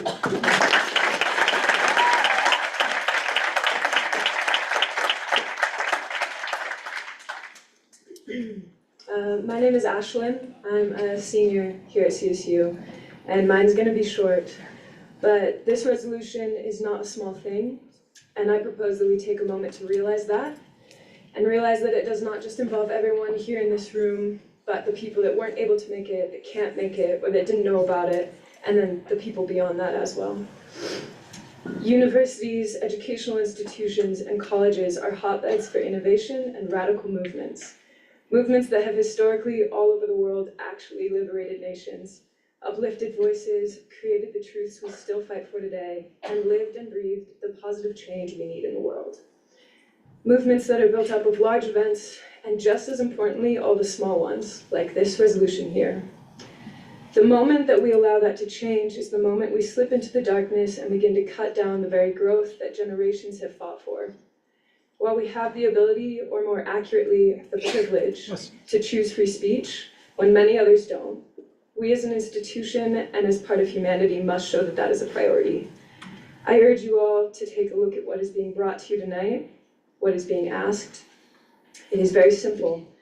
We're not asking for much to be put on the line. We are asking for the fundamental right of free speech, of a hope for the future, one that if not presented to us, we will fight for, because there will always be voices and movements for the bettering of our world.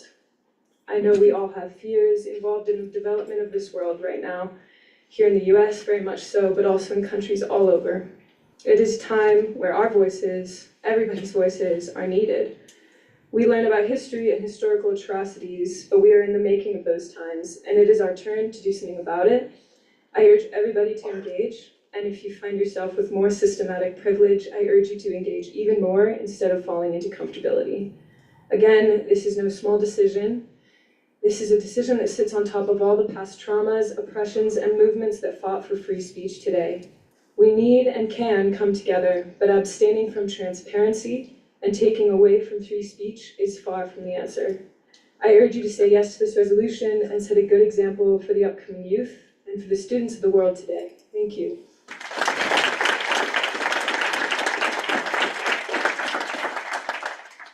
Hi everyone, my name is Maya. I'm a second year here at CSU and I'm one of the co-chairs of YDSA. I want to start this off by saying something to everyone who showed up here today. I love you all so much. I'm looking at everyone in the gallery and I'm seeing so many familiar faces, people I talk to every day, people that I cherish and admire. I love you all. Thank you for being here. Even when it's hard, even when it feels like your voice is not heard, even when it feels like you are saying the same thing over and over and over, even when it feels like you are not being heard, you are still here. And I think that is a very powerful thing. I appreciate all of you. Even if you do not say anything, I love you all dearly. You are amazing. Now I'm going to get into what I'm going to say. Give me a breath, 1 second. Okay. I think this is ridiculous what is happening. I remember it was my senior year of high school in my government class, and we got to learn about whatever law we thought, or I think whatever thing we thought from the Constitution or whatever was the most important to us. I remember we did this assignment. It was rank all of the amendments by how important they are. And everyone in my class put free speech as the first. And so I was under this idea that we all value free speech. I thought that. That's how I grew up. That's what I believed. I was like, wow, we all value free speech. Yet I come into this room today, and it does not appear so when looking at what's happened through this university and through this school. It's sad. Many people do not know what's going on. Many people do not understand. Many people don't realize how important this is. It does not represent that we all value free speech. And it's very sad and disheartening to see. We have a university whose admin is going to comply to a federal admin that says, "Make America Great Again." Now I have a question for you. Was America great during the Indian Removal Act? Was America great when there was a sign that said whites only, then blacks, Mexicans, and dogs? Was America great whenever they issued a pact for universities to comply to a federal admin who would do these things again if given the chance? And another question, is CSU great when it takes away free speech? Is CSU great when it values chalking and the voices of erasing the voices of students over actual voices that need to be heard? Is this something that you want to be a part of? Personally, no. I'm not proud of that. And as said before by many people in this room, many people out there do not know that this is happening. If you were to tell them, they would not believe you. I've told many in my class, and they said, well, this will get solved. This is not something that seems true. Look up the policy in front of me and read it to me. They ask me, oh, how does it differ from the old policy? This can't be true. They look it up in front of my face. I see their faces fall. because it is true. Because again, we all thought we valued free speech. I also love the people here who are willing to support us. It's hard, I know. I love everyone here who has been willing to put their voices on the line, their jobs, their identities, and to speak out. That is important. I love all of you so much. I am very proud to be a part of a group of students like this. You all mean so much to me. I know that everyone in here will do the right thing when given the chance. Thank you.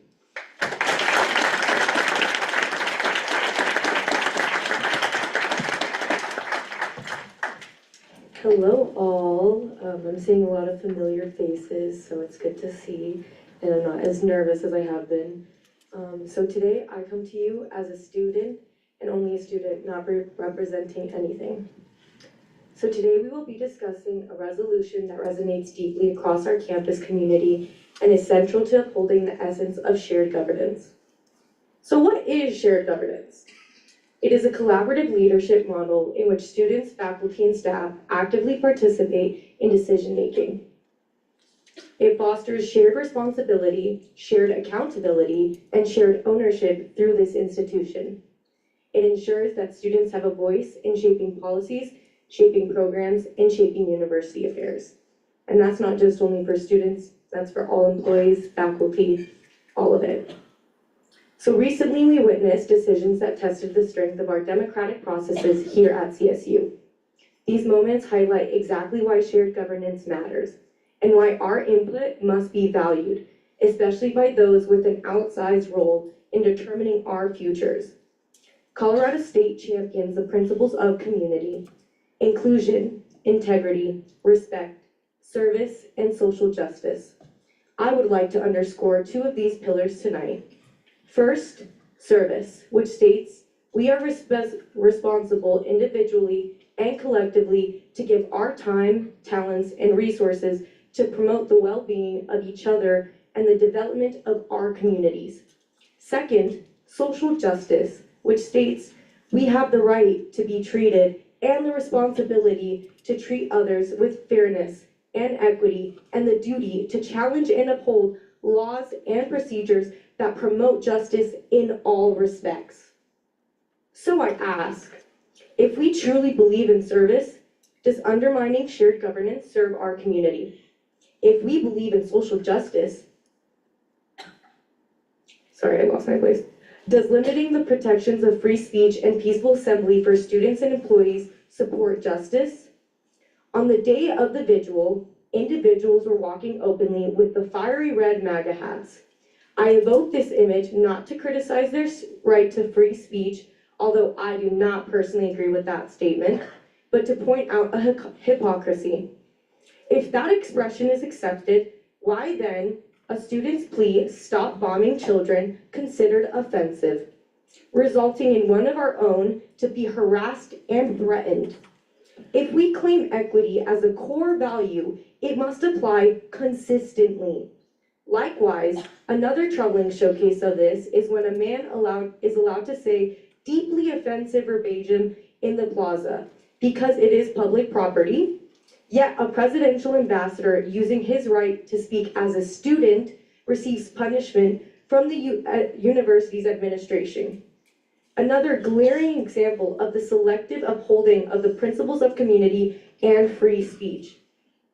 These are just but samples of how social justice and equity have not been upheld. And the breach goes further. Committees were bypassed, procedures were ignored, signatures approved with apparently no awareness of the consequences or harm, and the transparency withheld from the very people this university is obligated to serve.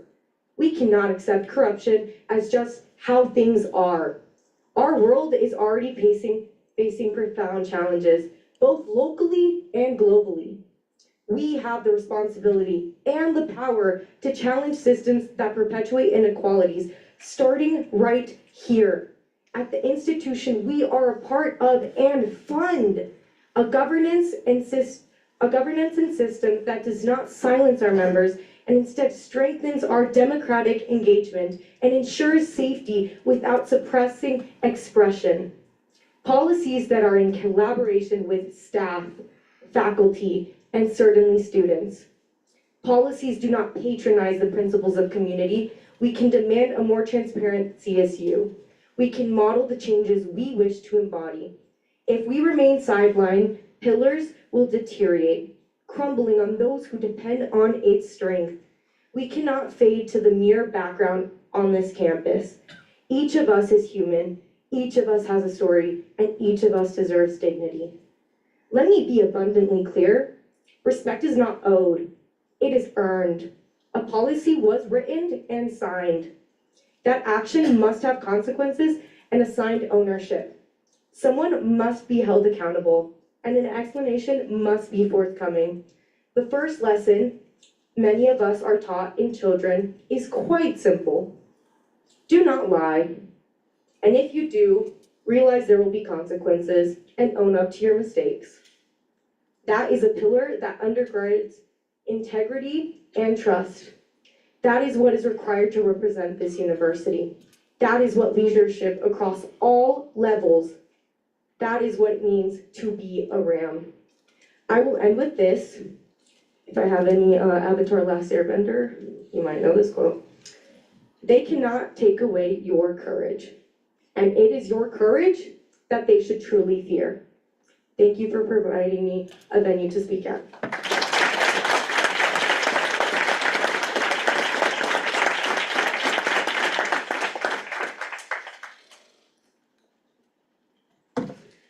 Hello everyone, it's so great to see everyone in here. I do recognize a lot of faces. I want to thank everyone for coming. It's really great to see everyone in gallery show up all the time, especially pack the room. Your voices, we hear you loud and clear. As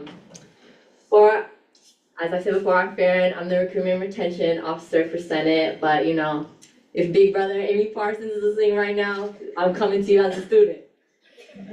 I didn't really prepare anything to write, so if this is really jumbled, I'm sorry. And this is gonna be super blunt, because that's just how I like to do things. But a couple things I wanted to bring up is that this administration, them technically doing us wrong, is not a new thing. This has been happening for a long time, but especially since last year. When Trump first came into office, there was so many student groups across campus organizing protests to protect DEI, our CRCs, whether they were going to be funded or not. I personally was a part of a lot of those student groups. I was there at the administration building sit-in, I was there at the protests, and honestly, since last year, and this is mainly for the senators and everyone a part of ASCSU in the room right now. Since last year, I would say I've seen the same handful of people at all of the protests and all of the rallies, any advocacy work outside of ASCSU. And honestly, that's really disappointing. I think ASCSU really holds a lot of power when it comes to communicating with administration, but also just showing up. Like, I know sometimes when we get here, we may not think that we make a lot of a difference and that just by being here, it's not really seen. But I kid you not, when students see us there supporting them, it means a lot. And it sucks to see, like, I try so hard to get the word out there, and it's just like, it's kind of like radio silence from a lot of people in ASCSU. Like, we're here to help students, you know? Like, if you feel some type of shame or guilt hanging over your head right now, probably need to do something. Like, seriously, I mean, what are y'all doing? Like, seriously. And another thing I want to bring up is, since last year especially, we've given a university administration the chance to change. We've sat in rooms with them, we've begged them. There's students that have cried in front of them. Administration knows that they're messing up. They know exactly what they're doing is wrong, and that's why they're not telling anyone about it. I'm saying, the university is hearing us and they're choosing not to listen. They're making an active choice not to listen. We need to make them listen, and everyone has a part in this. I also want to point out, a lot of the issues that we've had this year and last year are mainly circling around transparency and communication with the student body regarding any changes. And that is something that I can look around in this room to all my CRC senators that were in the meeting with Blanche Hughes, Amy Parsons, and Nick DeSalvo all last year when we were saying, oh, we really want transparency, we really want better communication, and they sat in our faces, they said, yes, yes, we're gonna give it to you. What happened? Like, and then we get in our meetings this year, it's, I'm so sorry we did that to you. Oh, it's okay. Just for a couple weeks later, we want to schedule another meeting to apologize to you again because we did the same thing that you told us not to do. Again! Thank you! That's just what I want. Like, really. But yeah, I want to point out they're very slow to communicate about any changes with us. Am I right or am I wrong? But let's say, how quick were they to organize a whole vigil with Charlie Kirk? How quick was that? A little too quick. I'm sorry, but yeah, just be mindful of who the university is actually doing the work for. And another, yeah, hey, this is a personal belief. I know a lot of people don't agree with me, but seriously, like, Amy Parsons makes $650,000 a year. That's a lot of money. Like, that's a lot of money. For what? Like, I'm trying to, no, cause I'm serious. Like, I've had so many students kind of ask, like, is she don't even see like she know what she doing either. I'm like, girl, come on. Like, how the president of the university not know what's going on? Why is no one asking this question? Like, but yeah, this resolution 1 is needed because we need to show a record that yes, like, university is messing up. They're messing up so many times. And you're not doing anything about it. And I think like this is very much proof of we need to, instead of demanding for justice, we need to take it ourselves. We need to start doing more drastic things that catches university's attention. Stuff like the administration building sit-in, anything that's drastic, please do it. Spread the word to your friends. Be that annoying person that's going around telling everyone, did you hear about this? Did you hear this? Yes, it's annoying, but it's gonna be for a good thing in the long run. Like, I'd rather be annoying than a sellout. Like, let's be serious. And yeah, you know, I'll end this with I'm sorry, Miss Speaker Reese. I'm sorry. However, but you know, fuck this administration, fuck Israel, and fuck ICE. Thank you.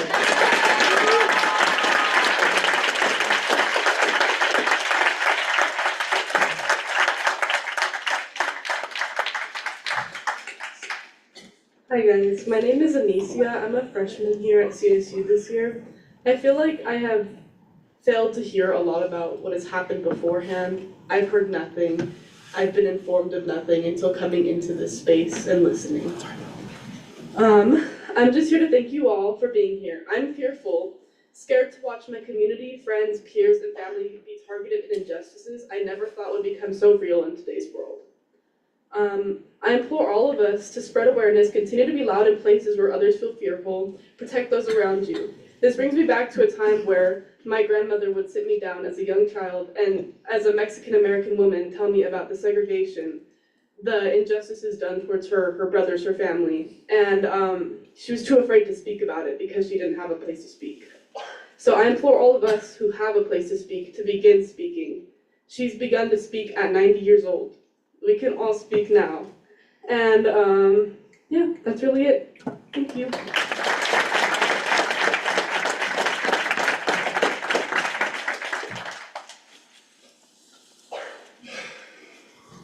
Okay, I really should have been preparing for all that time, but I've got nothing.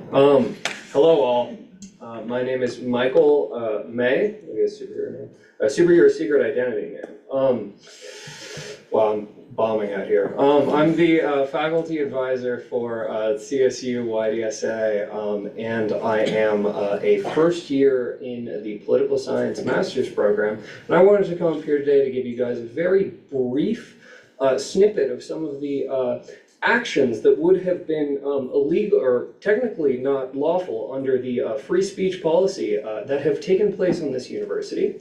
I'm going to start with the Rally for a Fair Budget by the Graduate Workers Organizing Committee, GWOC, or UCW-CSU as they're known now.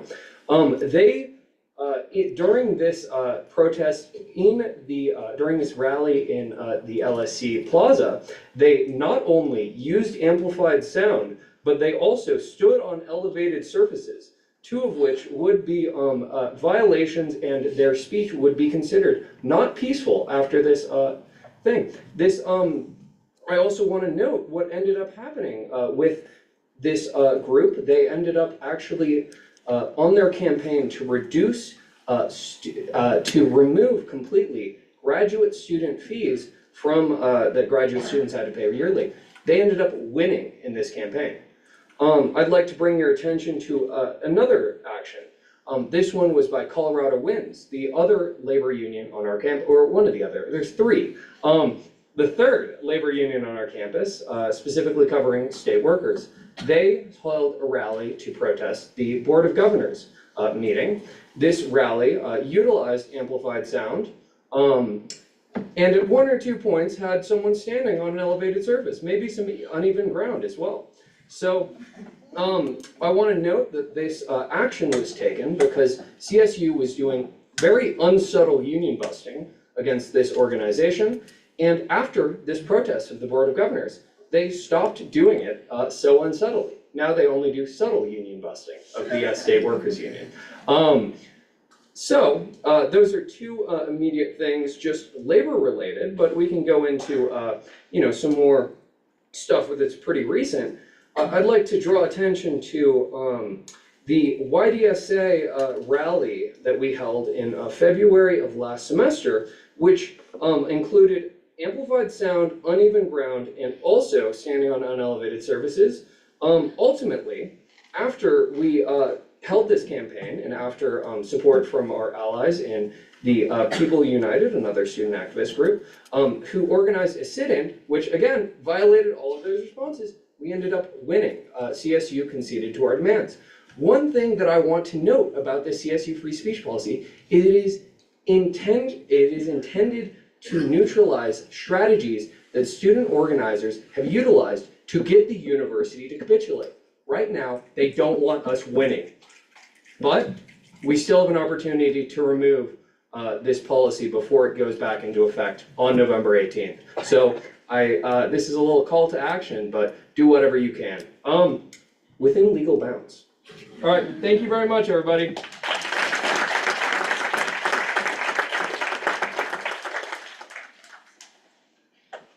While everyone was talking, I've been reflecting and thinking about this little poem I want to share with you. I found this as a passive-aggressive little note in a break room a long, long time ago. And in that context, it was really effing annoying. But I think it really states what I want to express tonight really well. This is a little story about 4 people named Everybody, Somebody, Anybody, and Nobody. There was an important job to be done, and everybody was sure that somebody would do it. Anybody could have done it, but nobody did it. Somebody got angry about that because it was everybody's job, and everybody thought that anybody could do it. But nobody realized that everybody wouldn't do it, and it ended up that everybody blamed somebody when nobody did what anybody could have done. I've been thinking a lot about that little annoying note that some coworker left about leaving dishes in the sink. But I think that it comes back to that responsibility piece, and I wanted to share that with you all this evening. Thank you.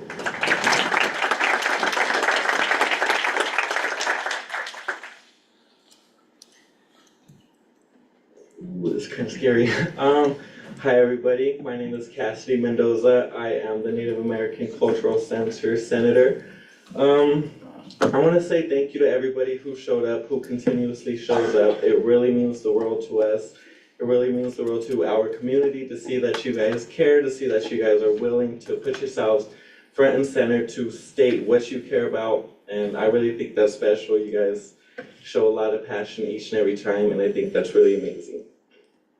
But I just want to say that I've heard a lot of people say that families are being torn apart, rights are being taken away, people are being labeled as dangerous and negative, and I want to say that this isn't anything new. This isn't anything new to the world, and this isn't anything new especially to this country. My people, the indigenous people of this country, have seen this time and time again. We have been labeled as merciless Indian savages. It is in the very founding document of this country, and it is still there, mind you. And I want to say that this isn't anything new. This isn't something that we should be surprised about, but this is something that we should continuously fight. Let me see. The United States government has constantly used coercion, has used horrible tactics to get their way. Us coming together like this is something they hate. This is something they hate to see. They hate to see community. They hate to see bonding. They hate to see diversity. That's why they changed it. They hate to see that.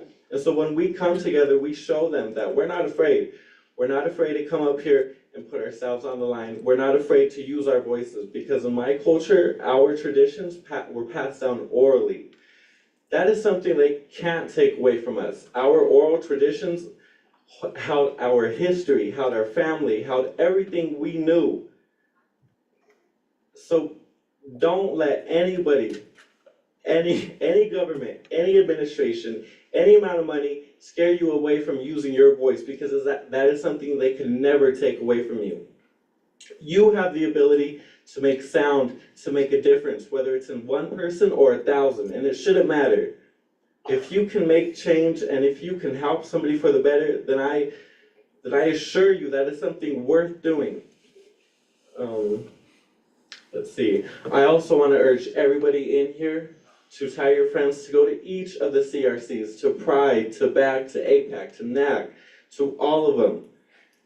That is one way how we can directly support our communities of color, our marginalized communities. That is one way. If you want to support, if you want to show your support, that is one way to do it. We can't just sit here and talk about what we want to do. We can't just sit here and talk about how we want to help. We have to actually go out and do it. And if that means just giving your 9-number card number to the people on the front desk, then go do that. Tell your friends to go do that. All it takes is just 1 second. Sorry, I lose my train of thought. But that is a great way to actually help. That's a great way to show this administration, this school, that you care, that these places are important to each and every one of us. I'm in the Native American Cultural Center all the time, and I do my best to bounce between centers. And if you guys want to come in, if you want to see me, then come do that. I urge each and every one of you to please come in and say hi, to please come in and give us your number. That is one way to show that you are actually supporting us. We have to learn new cultures. We have to learn new religions. We have to learn about new identities, because there is knowledge in each and every one of those, and it'll help us. There are thousands of ways of protesting. We cannot just fall to one. We cannot just sit here and yell and hold signs. That's not the only way of doing things. You want to protest, then get on their nerves. Be like, why are you tying your shoes that way? Why are you doing this that way? Why are you doing this that way? We have to get under their skin each and every time we can. We cannot allow an administration that wants to put us down to be comfortable. We cannot let up. We have someone like Amy Parsons, like one of my senators said, makes $650,000. That's more than a lot of our families have ever seen. What is she doing with all that money? She's not in here. She's not in here talking to you guys. You guys, we have to show where we care. We have to put our money where our mouth is, pretty much. Let's see my talking points. Yeah, so please get involved where you can. Make time. I know it is stressful. I know we're in college. I know we have jobs. I know we have classes we need to focus on, but if you have an extra hour, find some place where you can make time to learn about something, even if it's something you're not interested in. I promise you, it's a great way to make friends. It's a great way to get connected. It's a great way to show people that you actually care. Yeah, so thank you everyone for coming out. Thank you everyone for being so knowledgeable. You guys are all beautiful, smart, and amazing. Thank you.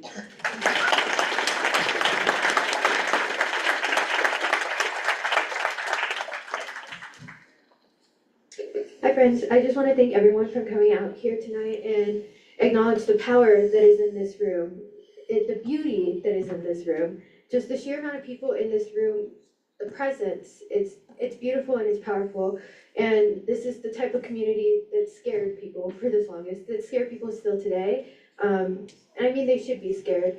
There's power in this room, and it just reminded me so much of one of my favorite poems by the first and only Native American poet laureate, and seeing as it is Native American Cultural Heritage Month, I thought I'd share it.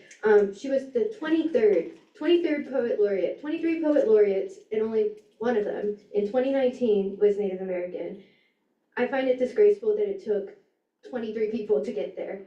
But one of her best poems, in my opinion, is Break My Heart, and it's the intro poem in her collection, American Sunrise.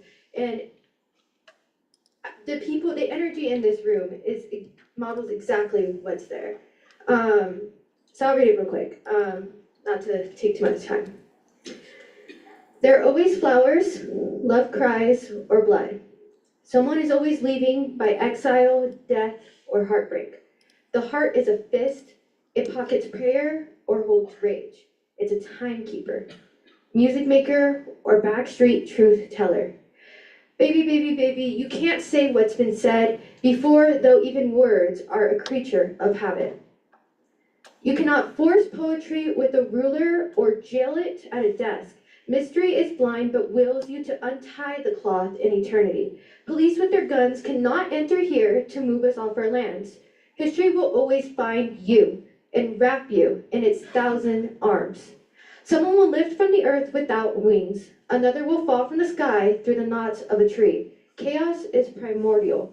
All words have roots here. You will never sleep again, though you will never stop dreaming. The end can only follow through the beginning, and it will zigzag through time, government, and lovers. Be who you are, even if it kills you. It will over and over again, even as you live. Break my heart, why don't you? That's all.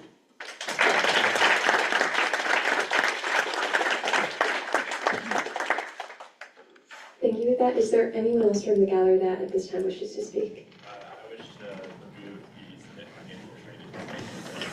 financial training. I fear that isn't into a mic, someone on a mic. I motion to remove the guest speaker.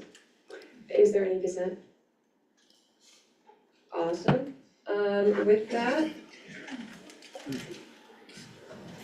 Oh my goodness. Point of clarification, if there had been dissent, would that force him to make the presentation? It's that or Gio and I would do a really bad job of it. Senator Gurnand. Firstly, thank you everyone for coming today. I speak on the Senate body when I say we really appreciate all of you for that. And then with that, I would also like to make a motion to make the next item on the list the resolution 5519. So that way, all of these people do not have to wait through all of the reports. Second. Awesome. Is there any dissent to this motion? Hearing none, it'll be the next item we go into. With that, we'll be moving into resolution 5519 regarding free speech and peaceful assembly at CSU. Transparency, if our authors want to join us. Did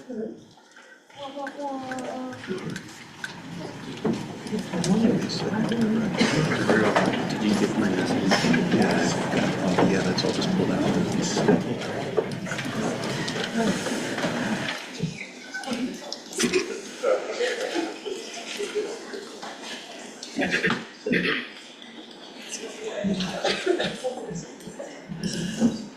As our speaker pro tempore is one of the authors, if I could have Hayden Taylor as my pro tempore for 2 seconds.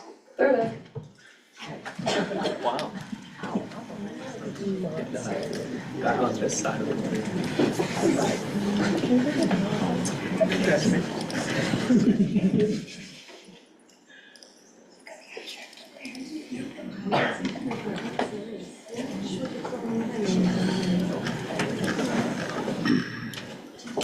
Resolution 5592 regarding free speech and peaceful assembly at CSU, transparency. This resolution condemns CSU for eroding trust by quietly modifying its free speech and expression policy and calls for a public pledge to protect accountability, expressive freedom, and a full report explaining the alteration. You have 10 minutes. Okay, we now have a resolution. We have one, again. So this one, tries to put like direct demands for these transparency, right? We know what happened. We know it was wrong, right? But like I said, we gotta know why. We gotta know why. And so, would you be so kind as to go to my therefore clauses? When we go into committee of the whole, we can talk more about the edits. Sorry, we're gonna go into committee of the whole, my bad. But we want a report. We wanna know why this happened, right? If we have the knowledge to understand why, we can work to prevent why from happening again. Right, that's what we want. We want transparency. And so we have moved our deadline from November 14th to November 17th. We, of course, will be willing to talk about other options, but we would really like to know, one, what were the specific factors and motivations that prompted such substantial and harmful revisions, a complete timeline of the policy's revision process from inception to repeal, and the cause for contradictory messaging regarding the policy's enforcement between August 14th and October 8th, and an explanation for the continued enforcement following the repeal on October 8th. Does anyone else have thoughts that they'd like to, please? I'm sorry. Also, just to reiterate with the date, we did have a purpose for it, like the 17th would be Wednesday. So if CSU does not abide by it, we can talk about it during Senate and we can push for something new. So this date is super important. We really wanted to do the 14th just because the next week it will be Thanksgiving break, fall break. So yeah. I also just want to say that this is not the first resolution that has called for transparency for CSU, especially in CSU administration. And hopefully it will be the last. That is up to CSU admin to decide on. But I really, really urge you all to read the resolution, really understand the meaning, and that this was done in an awful way. And the thing is that if we don't start actually holding accountable leaders and the people who are in power, I think we have a pretty good example of what happens when transparency and trust and miseducation of a bunch of things happens. We have it in our federal government right now. And I really, really want to make sure that we understand that transparency at all levels is important. And so I digress, but this is a great resolution, and yeah.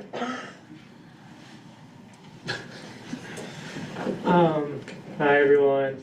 I'd first like to thank these four for doing the primary work of this legislation. My only involvement was the forwarding clause, which I'm sure as you noticed was 7 pages long. That was all done by hand. Fun fact about that. So thank you to these four, and in particular Claire. Claire and I have been in more meetings than I can remember, more emails have been sent than I've ever sent in my time so far. It's just been a very, very long and tiring process to get to this point, and we know we're not even close. So there's still a lot of work to do. This is not the end of anything. This is only the sign of our dedication to continue our fight.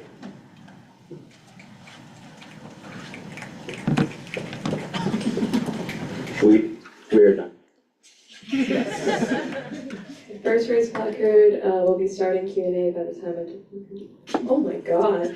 We'll be starting a period of Q&A by first raised placard, Chairman Alty. Well, first, I'd like to motion to go in committee of the whole. Can we do Q&A first? After Q&A. Would you mind making that motion towards the end of Q&A? Absolutely. Thank you. Senator Singleton.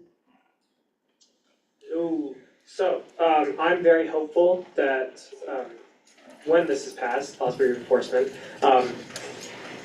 when this is passed, for CSU administration to actually read upon it and comply with it and make a statement and tell us why they did it.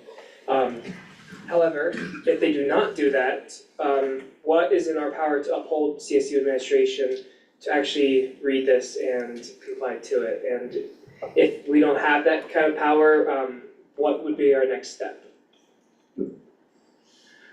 I believe the power is in the people. No, I don't believe we have any formal oversight. I don't believe we can formally, legality, do anything. We don't have oversight, but a power of the Senate is the ability to document circumstances via resolutions like these. It is a point of, we're in committee of the whole, I'm allowed, wait, no, we're not. Oh, so soon I have kind of opinions. Never mind, I have no opinions. Okay. Resolutions are documented, that's the power we have. It's writing it down, saying it happened.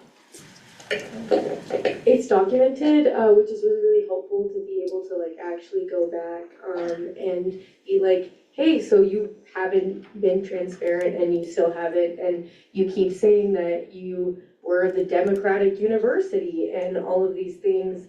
Another thing with that documentation, there is public speaking at the Board of Governors meetings. Like there is public speaking in a lot of different areas. A lot of meetings are actually open, and I don't think a lot of people fully realize that. But we don't have any completely official oversight, but what we do have is our voices. And we have power within the people, because again, we fund this university. Maybe not all of it, but we do fund a good majority of it. So if this resolution does not get complied with, there will be a lot of voices. Yes, I do want to restate that. I think it's important to use our voices, and then if this resolution doesn't get seen or they don't comply by it, I mean, the People United last year went into the administration building and actually had a sit in there and gave the chief of staff, I think that day, and 2 other administration members a paper, and we had meetings after that. So taking up space in spaces that they don't want is something important that I do want to restate that. Like if CSU isn't willing to comply, then share the Board of Governors meeting or attending meetings that we know they will be there and are ready to answer questions, and that question being like, why wasn't this resolution seen and why wasn't something done by it? Want back in, I'm tapping back in. Additionally, this isn't the first step. We have had consistent and nonstop conversations with community members, administrators, and will continue to do so. And this resolution is questions that have been asked. We are asking formally in front of the students, it's in front of the people, we are asking. And I would really respectfully request that admin work with us, because like I said before, we want to work with them.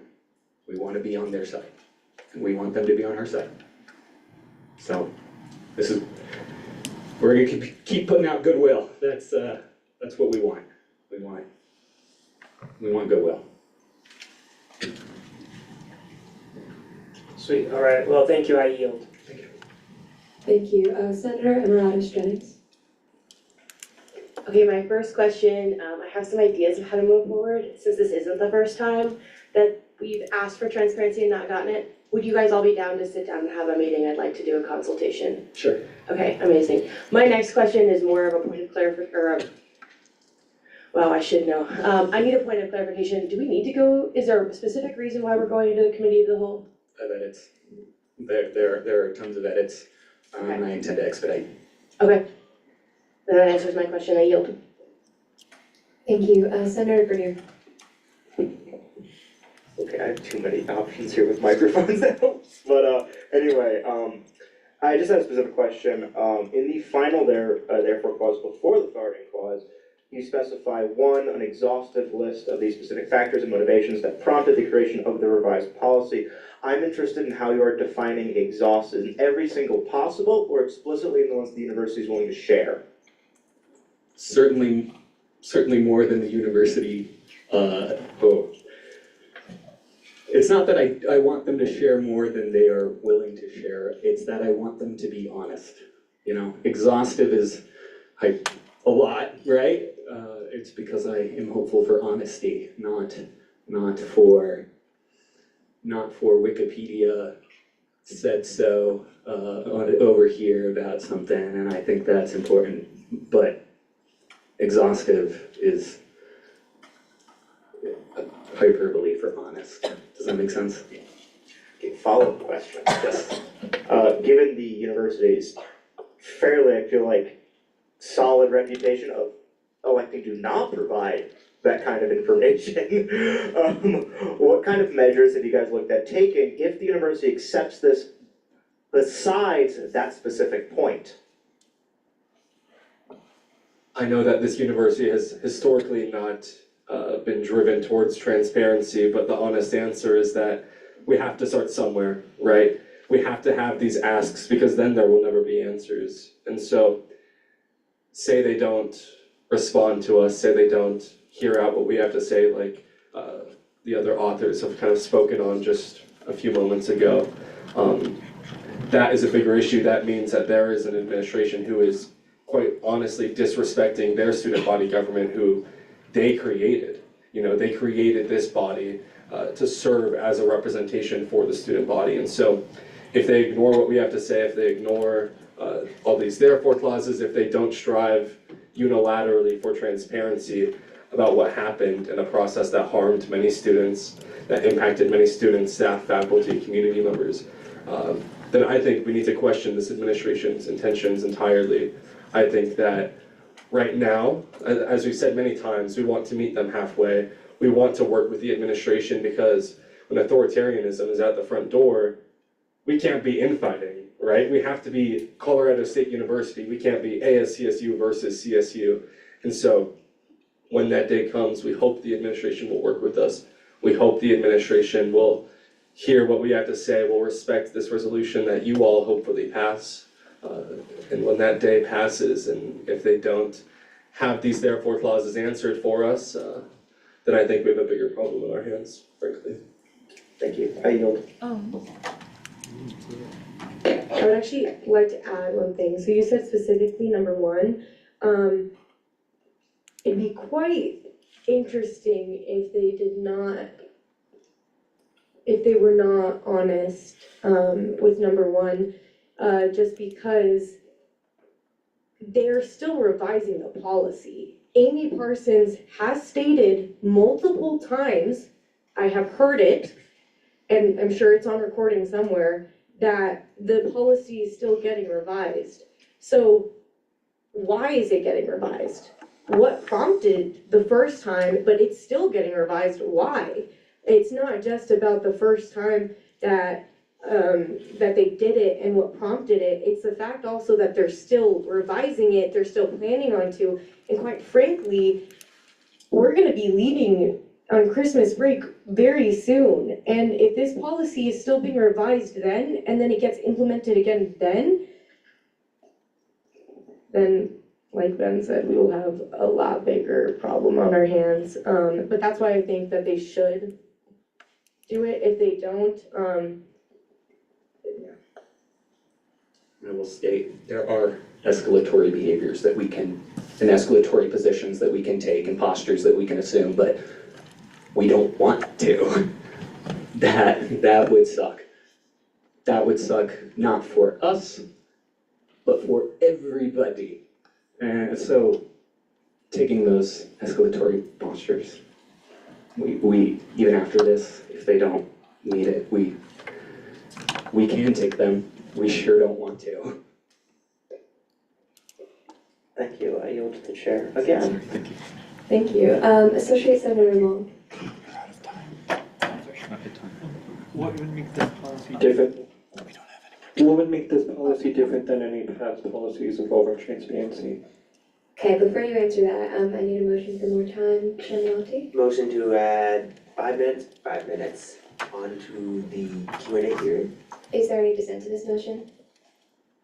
Hearing none, the authors can answer. Would you restate the question? I apologize. What would make this transparency legislation different than any past transparency legislations? You know, I'd have to go back and I'd have to review all of those previous transparency legislations, but you know, I don't know if, I hope that we receive that transparency, we receive that level of transparency, and I hope this is the one that keeps us committed to transparency throughout the university. I cannot guarantee that, but that's the goal, you know? Please. I would like to ask the Senate body something. If this resolution was to be passed and CSU does abide, what are we gonna do to enforce it and ensure it happens? And let's say it gets passed and CSU does not abide, what is our plan of action? Because this doesn't affect just the four of us standing up here, it affects everyone in this room, so I think that's a conversation that we should start having ideas for as well.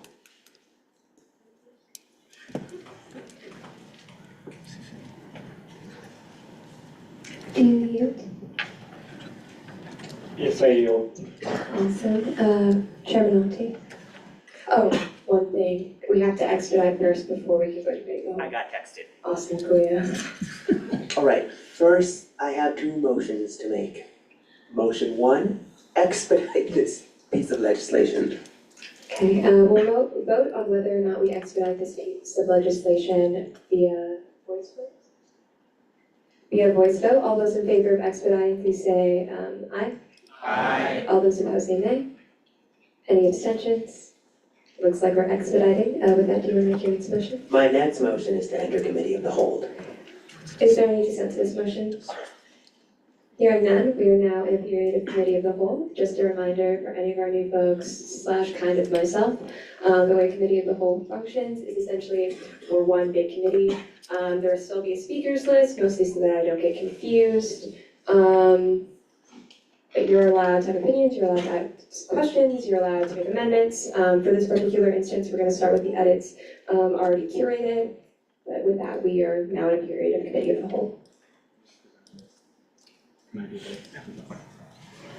All right, up at the tippy top, we added a lot of endorsements. Okay, just a few, not many. Sorry, I had to turn like this. Yeah, we removed some stuff. I don't know why Ellie was on this as an endorser. Went through, added endorsers, corrected titles. That is the bulk of my edits. Then, what comes next? Yeah, I think we go to the Air Force. We changed to the 17th. And then the final thing was the explanation of the continued enforcement of following the repeal of the 2025 policy on October 8th, because we did see continued enforcement. That question was asked of administration, and we got kind of an answer, but enforcement on the particular topic of chalk, I am, maybe we are of the opinion that has stopped. So those are my edits, I think in their entirety. Anything else? Okay. Does University Fair, did you make any edits in committee to this legislation? We just endorsed. Sorry, we took off the last, right there, that enacted and resolved clause, because it was part of the draft, yeah. And then we motion to endorse and discharge. Awesome. Do the authors who largely made the edits, accept the edits? Yes, yay! I also want to say that DEI did make the date edit and then also endorsed it. Cool, yeah. With that, we can now move into broader committee of the whole stuff if anyone, Senator Emeritus Jennings. I could probably look it up, but you could answer it faster. Pro tempore Lutz, do you have the CSU General Counsel on the forwarding list? We have the general counsel for the system as well as the deputy general counsel for our campus here, yes. Heck yeah, thank you. I was diligent in my. I believe you. It's very similar to the one you sent out, except better. No. Be kind, both of you. I wrote that one. I wrote the one I sent to Madeline. I This just is put an it in a edited huge version of that spreadsheet one. meticulously by hand, no big deal. Yeah, it was supposed to be funny.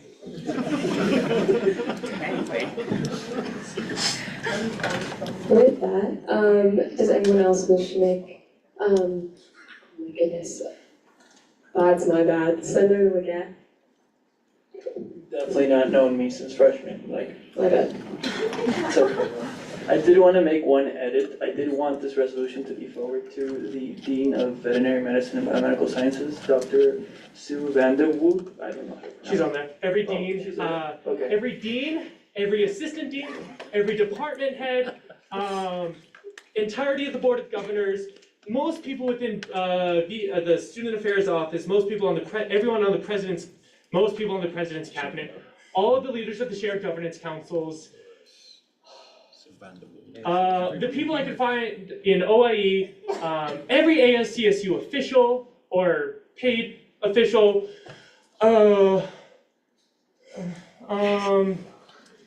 there's a lot of people. I apologize, I didn't see it in the long list. I just No, wanted to make sure. it's okay. There's a lot of people there. This took about probably 4 or 5 hours to do. Each list, I had to format it by hand both times. Imagine how long it'll take me. I yield.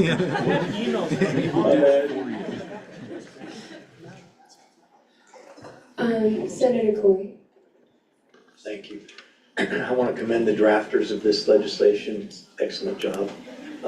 It's my omission that I didn't add myself as an endorser of it, so please add me and the Graduate Student Council. I'm still figuring out that Teams thing, but I think I'm getting a handle on it.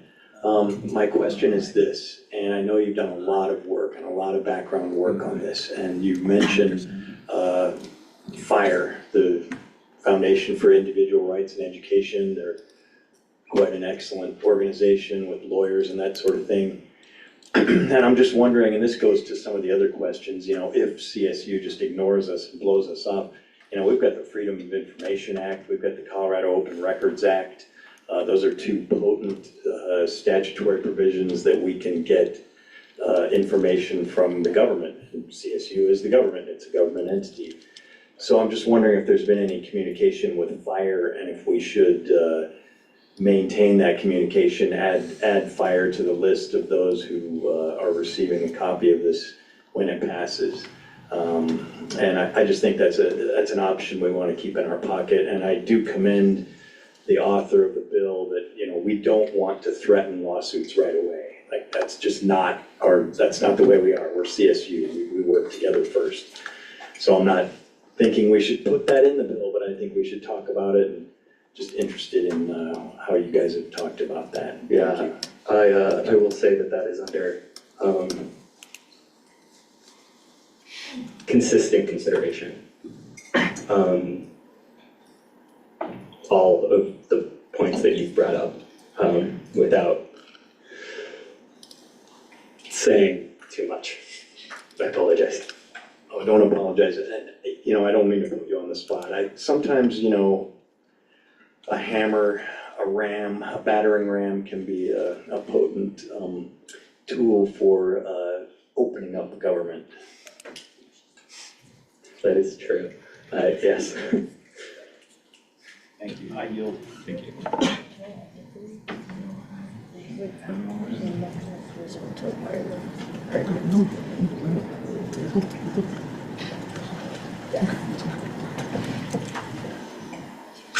Senator Hernandez. Yeah, I just wanted to say thank you so much for putting the time in to make this bill, and I wanted to be added as an endorser. I'm really sorry that I wasn't on there before. We could pass around the list if that would be. Okay. Thank you, I yield. Thank you, Senator Graham. The list makes mine redundant, so I yield back to you. Coolio. Associate Senator Pratt. I yield my time. Thank you. Chair Grimes. I made one. I also yield to redundancy. And if you don't want to endorse or sponsor, don't do it. Don't feel the pressure to do that, please. Thank you. Senator Enriquez Jennings. I think it's important to note that force should be a last resort. I think there's something powerful in having the forwarding list go to every free speech organization, just so that they see the names are there, not necessarily that we've initiated forward, a conversation individually.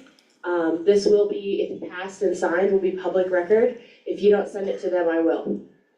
I yield. Would it be okay if we sent it to them without the forwarding clause? Because I want to make sure we hit the heavy hitters, and I don't think we have time to do that tonight. Understood, yeah. Thanks. Senator Leary.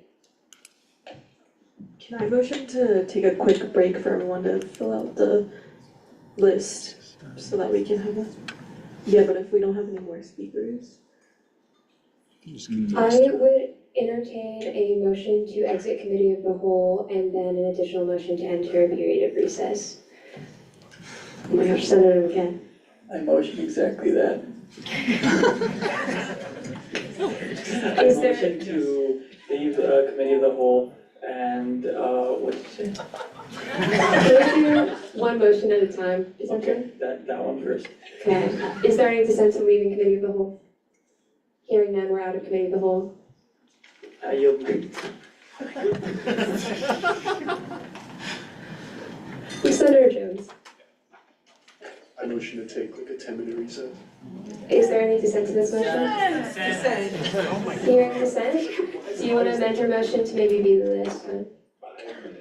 Is there any dissent to this motion? We know it's gonna be longer than that. I've got two more.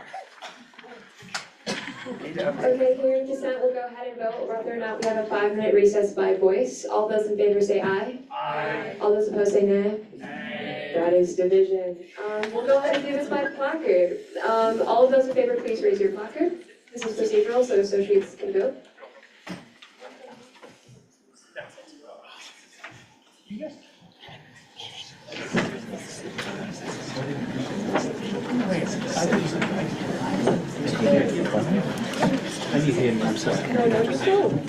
can go ahead and put those down. Wait, point of information, why can't we just fill this out when we're doing it like we usually do? I figure there was just a motion made to do it is why we're considering doing it. With that, all of those opposed, please raise your placard.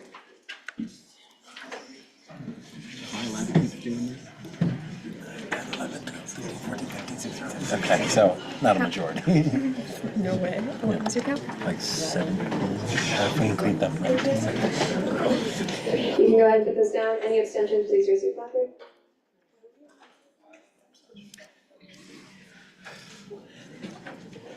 Thank you. With that, there is a vote of 12 to 17 to 1, so we will not be going into recess.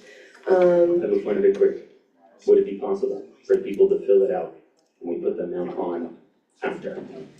That's what I thought what we were doing. There will be papers passed out, put your name on it if you want your name on it, and then Gio can put them back on the document with his parliamentarian powers, to the best of my understanding. If you've already endorsed it, please don't do it again. Yes, if you- Cool. Anyways, moving forward, we're now outside of the committee of the whole. And this piece of legislation was expedited, so we'll now be entering a period of discussion and debate by first raise placard. Chairman Monty. We all like free speech and our constituents want to speak. Let them speak. I motion to defeat this question. Thank you. Is there any dissent to this motion? Hearing none, we'll go ahead and move into a period of voting. We'll go ahead and vote on this by voice. All those in favor of the passage of this legislation, please say aye. Aye. All those opposed say nay. Any abstentions? Hearing none, this legislation passes.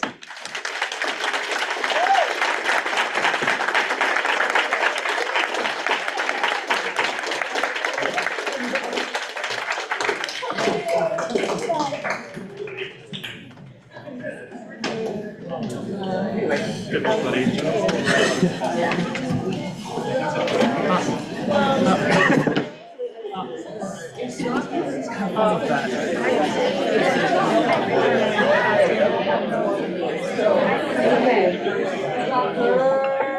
I'm gonna give everyone a second to kind of shuffle out and then we'll refocus. I'm excited. Hey, shout out to y'all, love y'all, everybody. Bye bye. Good night. Good night. Oh. What was that? What was that, Hayden? 6 my fucking 7.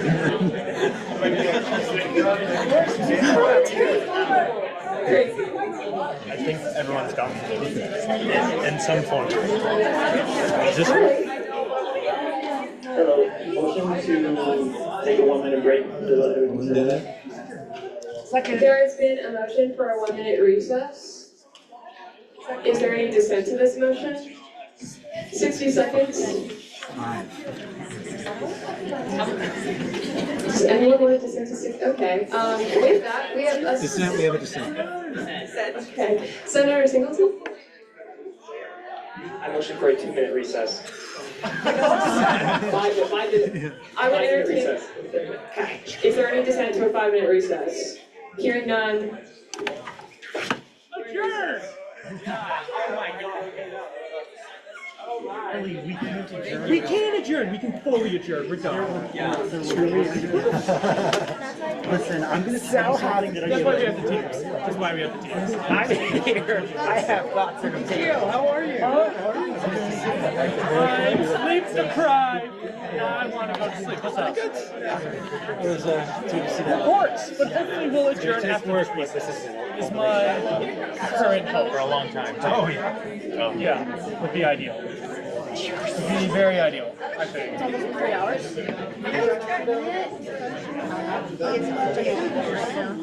Doesn't matter. Doesn't matter. What's up? I can't believe we got one Senate like today. This is terrible. Yeah, it is, isn't it? It really, really is. I made a fool of myself. Yeah, congratulations. Thank you. I'm writing a send it my way, I'll look it over. Okay. I mean, I just have it started, like, I'm about to start it, because I have about, like, 2 simple parts.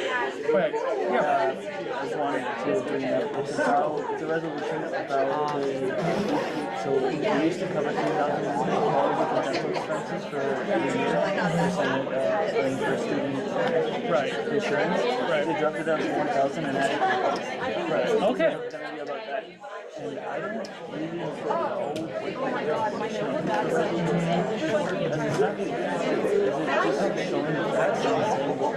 yeah, essentially. Okay. Yeah. Okay. That would make sense. Yeah. Yeah. I will not. Yeah. No. You're good. Okay. So my notes for tonight. Thank you. Let's really start after this. I want to go home. I want to be so bad. So 1, 2, 3, 4, 5, 6. Good. Nice. I saw you already. I think one of the primary, there's a list of solutions that I like that came to the conclusion. I think specifically having a shared government. No! That's awesome. I managed to scan it. Say la vie.